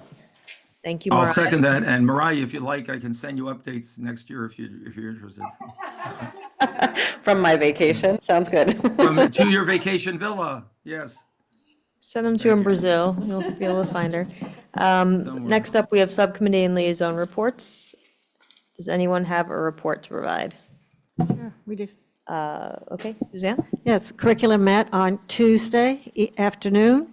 Our topic was to talk about tutorials. We had Hal Mason and Anthony Meyer came to visit, and it was a good conversation without a slide deck, which was kind of, fun. So we talked about 4 plus the 5th assignment instead of 4 plus 1. Talked about the tutorial, how that happens, how students are either enrolled or encouraged to go into tutorial, what a successful program that is. It's mostly 9th graders that are in the tutorial, but it does phase up through the grades. Well, that's what he said, right, Carolyn? Bob? Mostly 9th graders. Tutorial? Yes, that's what he said. I thought 9 through 12. But It is 9 through 12, but most of the students are 9th graders. Really? I'm surprised. Okay. I didn't hear that. Okay. And by having tutorials, it gives the 9th graders in particular a really good head start, a lot around executive functioning skills. And they believe it results in fewer students needing special services as they go through the grades.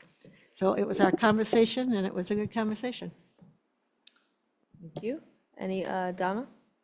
Yes, this morning I am the steps liaison from school committee. So I did attend the STEPS board meeting today and had the opportunity to learn, to watch a really to listen to a really interesting presentation on how they're closing some of the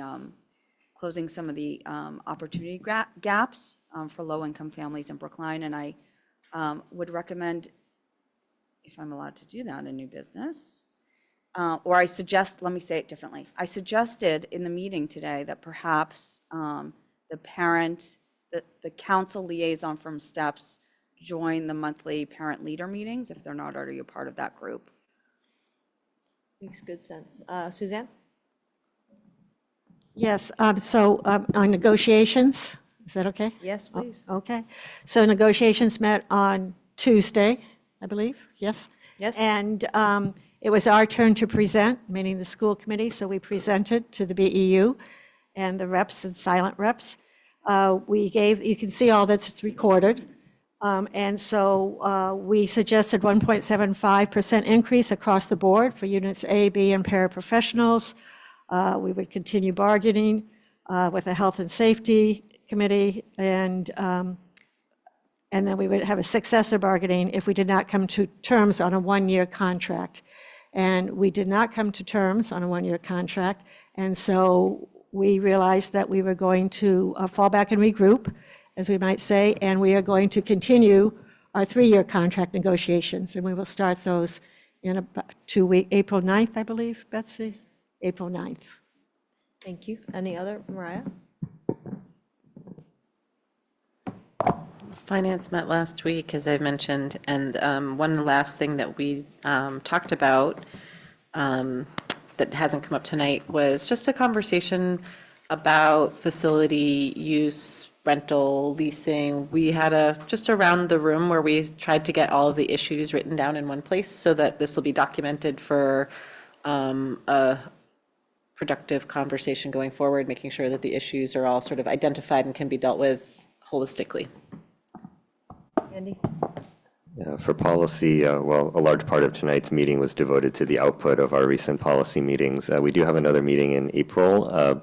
We have several policies right now that are basically waiting on staff input before they can be productively discussed again, so I can't say yet what the agenda will be. Anybody else? All right. Any new business? Yes, I have new business, Val. Okay. Can I share my screen, please, again, Betsy?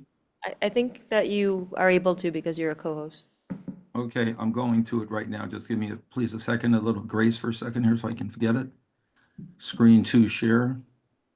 Let me know if you see it. Something's happening.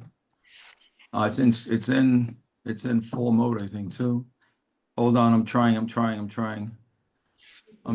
Is something showing up? Yep. Okay, so my purpose in bringing this new business is to try to keep myself organized, given the complexity of my life right now, in terms of things I've asked for in new business. So it's called the New Business Action Items Worksheet. Going from the bottom, back on the 3-4 meeting, I asked Bella about the BHS cell phone policy update with the high school. And up to this point, I've received, our school committee has not received, as far as I know, any response. So I'm not doing this in any way, God forbid, to be critical, but just to point out that with everything else going on, this may have fallen down, but I will continue to refer to it. Number 2, I'd asked about the transparency related to being able to expose the PSB monthly attendance report. This was also in the 3-4 minutes because it's available electronically, since it's electronically provided by each building leader to the main attendance people every day. It's available in the system. I wanted to say Synagogue Council, SC, I'm sorry. School committee, former other organization I was in. School committee doesn't really have access to see that. If it had to be bucketed in such a way that school committee has access, but not the general public, I would definitely even take that so that we have an ability to look into attendance. That also, nothing's happened. Number 3, I asked for the FY27 category holiday schedule. I met with Kathleen in person. She put it on her action list. She sent it to me. I have it. I'm working on it. She will have it before Pesach next week.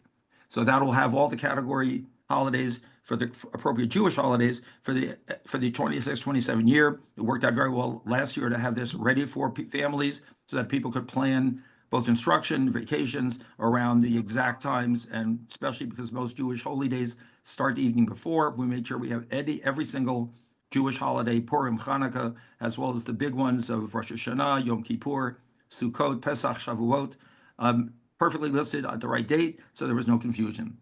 Number 4 and 5 that I mentioned in the last meeting, I think I heard Bella say something about OSS, but number 4 was the community has been asking me about when the hiring process will start for a replacement for Dr. Givens. That's open right now. I have not gotten a date. And nor I don't believe people are looking, they're seeing there's a hiring open on the PSB, school site that puts them out. Number 5 is the OSS director as well, whether or not Karen is Dr. Schmucker staying, or if not, we're sort of getting pretty late since we're only a couple weeks away from the end of the school year. So there again, it's open. And number 6 is a new request that I'd like to ask to be docketed.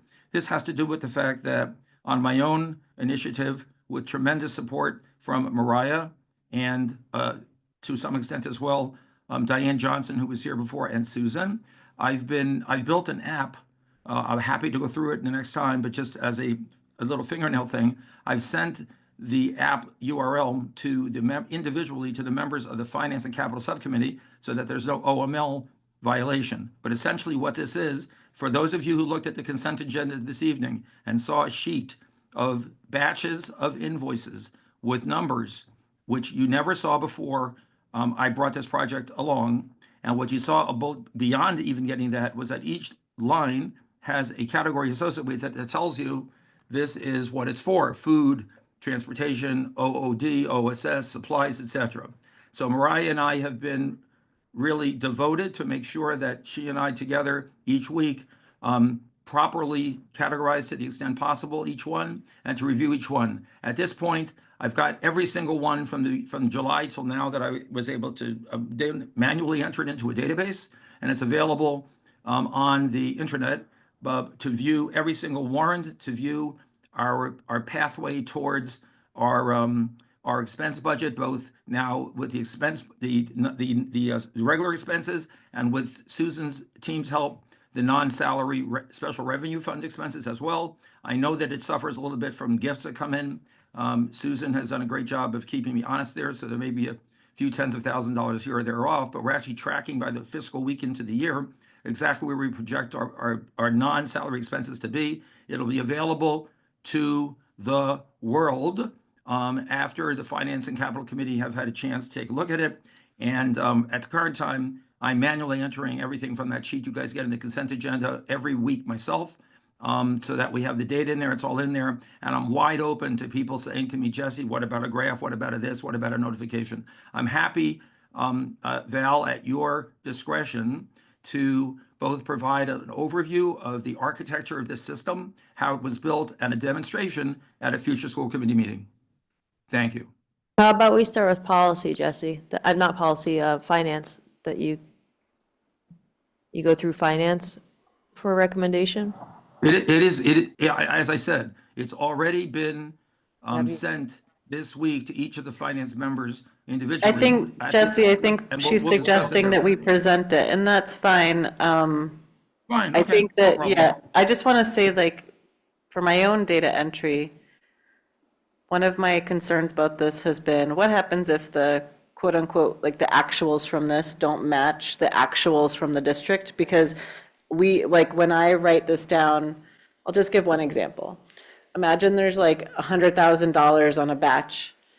A batch is like one of the little, every time you see me picking up the batch is every line on the sheet that you get. And if like 80,000 of it is one thing and 20,000 of it is something else, but Jesse's system works on one category, I pick the predominant category.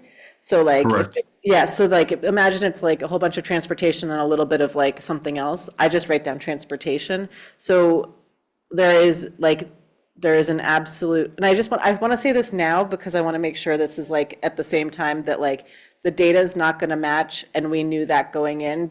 Jesse's system is helpful to get sort of a mid-year, like, oh, this is where things are at, but it needs to be treated with the very rough approximation that it is, because we're not doing this at the batch level, and the categories that Jesse has don't match the official DESI like the budget categories. That's all. Yeah, I would add as part of, I would add as part, Mariah, to that is that This is a first pass, volunteer driven, district finance sort of supported data initiative that at least, if nothing else, got those sheets out of the printed sheets that you see with the in your packet that you never saw before, that I never saw before as a school committee member, at least exposed in a way that took it from mystery at least to real things. And now the community, when they look at a meeting packet, actually see that consent agenda. And you're right, Mariah. I've spoken with both Diane at the time and Susan, Peggy before she retired, Z about, and now, sorry, Donna Chisholm, about opportunities that we might have. And again, we can talk about this when it comes back to docket, but opportunities that we have to work more collaboratively to the benefit of both the district and the public by finding a way maybe of not generating these smushed together warrant batches that actually get disconnected by the town the moment they show up, so there's no traceability, and to try to be able to find a way, working collaboratively over time. As you know, guys, I'm patient, I'm very patient, and find a way of maybe electronically. I've talked to Susan about this, electronically merging what's generating the sheet that you physically hold in your hand and have it feed in to like the database that I have running on the internet. So this is like only the beginning of some thinking about it, showing you what could be done. And the good news is that it's tracking pretty closely to the percentage Bella talked about it, how carefully we're managing our expenses this year. It's not veering off or anything like that. And it just shows sort of the what could be done. Okay, that's sort of the idea behind this. And I'm faithfully doing it every single week so that it's up to date. Unfortunately, the July through end of August ones, I didn't catch it quickly enough and the batches got disintegrated. So all I have there is the total of the consent agenda for that week. But you know, if we determine as a finance and capital subcommittee, and then Val, under your leadership, we decide that this is something sort of useful, there are a lot of things we can do collaboratively to bring us forward next year. And Yeah, so this so is just the beginning. I think it sounds like a really promising idea. I think that if you present it at finance, and have Bella and Susan there to make sure that they give their input into the architecture and understand how it's all built and optimize how we are categorizing things and et cetera, I think it would be it's a promising endeavor. There is Okay, a and I welcome, anyone else who's not on finance and capital, if they'd like the URL to just look around in there, more than happy to share it with them. This is wide open.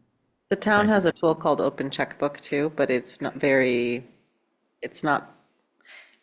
as much as it could be, but maybe just, well, again, we can talk about this at finance, but I do think that it's Yeah, thank valuable you. to have transparency in the budgeting and the spending, and we could do better. And honestly, yeah, But it was a good first, honestly, yeah. There are people in the community who also have expressed an interest in being able to sort of see how's our spending going. And it's not really this was one of my platform suggestions when I ran for school committee a year and a half ago about some more transparency. And I really don't try to look under the covers like, why is someone asking? This is data that should be available, like attendance. So I'm just hopeful that by patiently and collaboratively working with Bella and her team to bring some of this data into the electronic world and digitize so that it's available, it'll make things better. It's not to criticize and it's not to find fault. It's really to be more transparent. So thank you. Okay, thanks. Seeing no more new business. Oh, more new business. Okay. I just want to make a public record clarification. I just texted Anthony Meyer, and because I was confused about maybe ninth graders. He said, no. Tutorials 9 through 12, there are somewhat more ninth graders, and then it declines a little bit, but it's definitely a 9 through 12. So I don't know. I mean, I didn't get that information, but. Okay. When, thank you. Carolyn? Thanks, Jesse, Bob, everybody. Okay, I'm going all the way back to Aditi's student report. And this is a pesky little thing, but it's not that pesky and it's not that little, and it's perennial. So I'm just going to say it because she brought it up. I wish that in the future we can endeavor, or working with the superintendent, to align our homework policy that's in the PSB policy with what appears to have been, I don't know, maybe mission creep or misalignment somehow with the homework guidance. And we saw this last week on Eid, and we'll see it again on Good Friday, where the guidance is telling teachers that they can't assign homework over a weekend when there's a Friday Category 1 holiday. My understanding of the policy is not that. And it doesn't make sense logically, right? Like Good Friday, you celebrate Good Friday, you go to Mass, and then it's over. And I think with all of the time that's been missed with snow days, some teachers have to be prepping kids for APs. I think it kind of limits teachers a bit when then they can't assign anything that's due on the Monday or have a test on the Monday. So I would respectfully request that at some point that just kind of gets looked at and see if it can be aligned. I agree that we can have the superintendent look at it to be aligned, but on your example, Good Friday rolls into Easter, right? So like, I don't know that. You're right. You're right. So I'll take Eid, which was Eid a is Friday. yeah. And my understanding of it is great celebration on the Friday. But good point. Monday, but then, right, over a weekend. So that's not a good example. Right, but a weekend homework after just a Friday. And the way the policy is written is really weird. It's like a double negative or something, but I think it's a little thing we could button up at some point. So we will have that on the superintendent's agenda. Belle? Bella. I'm sorry. So on the new business, I don't know what the attendance piece is, Jesse. I'm happy to follow up by sending you the text Okay. of my request from last week, 2 weeks ago, which Okay. was, it had the detail there, and I apologize if it's not in there, Bella, but I can send it to you. Okay. No problem. And then I'll do that. I had it in my notes and I failed to say it, but we posted the OAF position. So it's been posted. So we've I started will that. update that table. Thank you. Okay. And then and I did say that OSS, I didn't have an update I could share yet, but I hope to soon. Okay. Thank you. Thank you. Seeing no additional new business, we have no need for an executive session, so we are adjourned. Thank you for watching.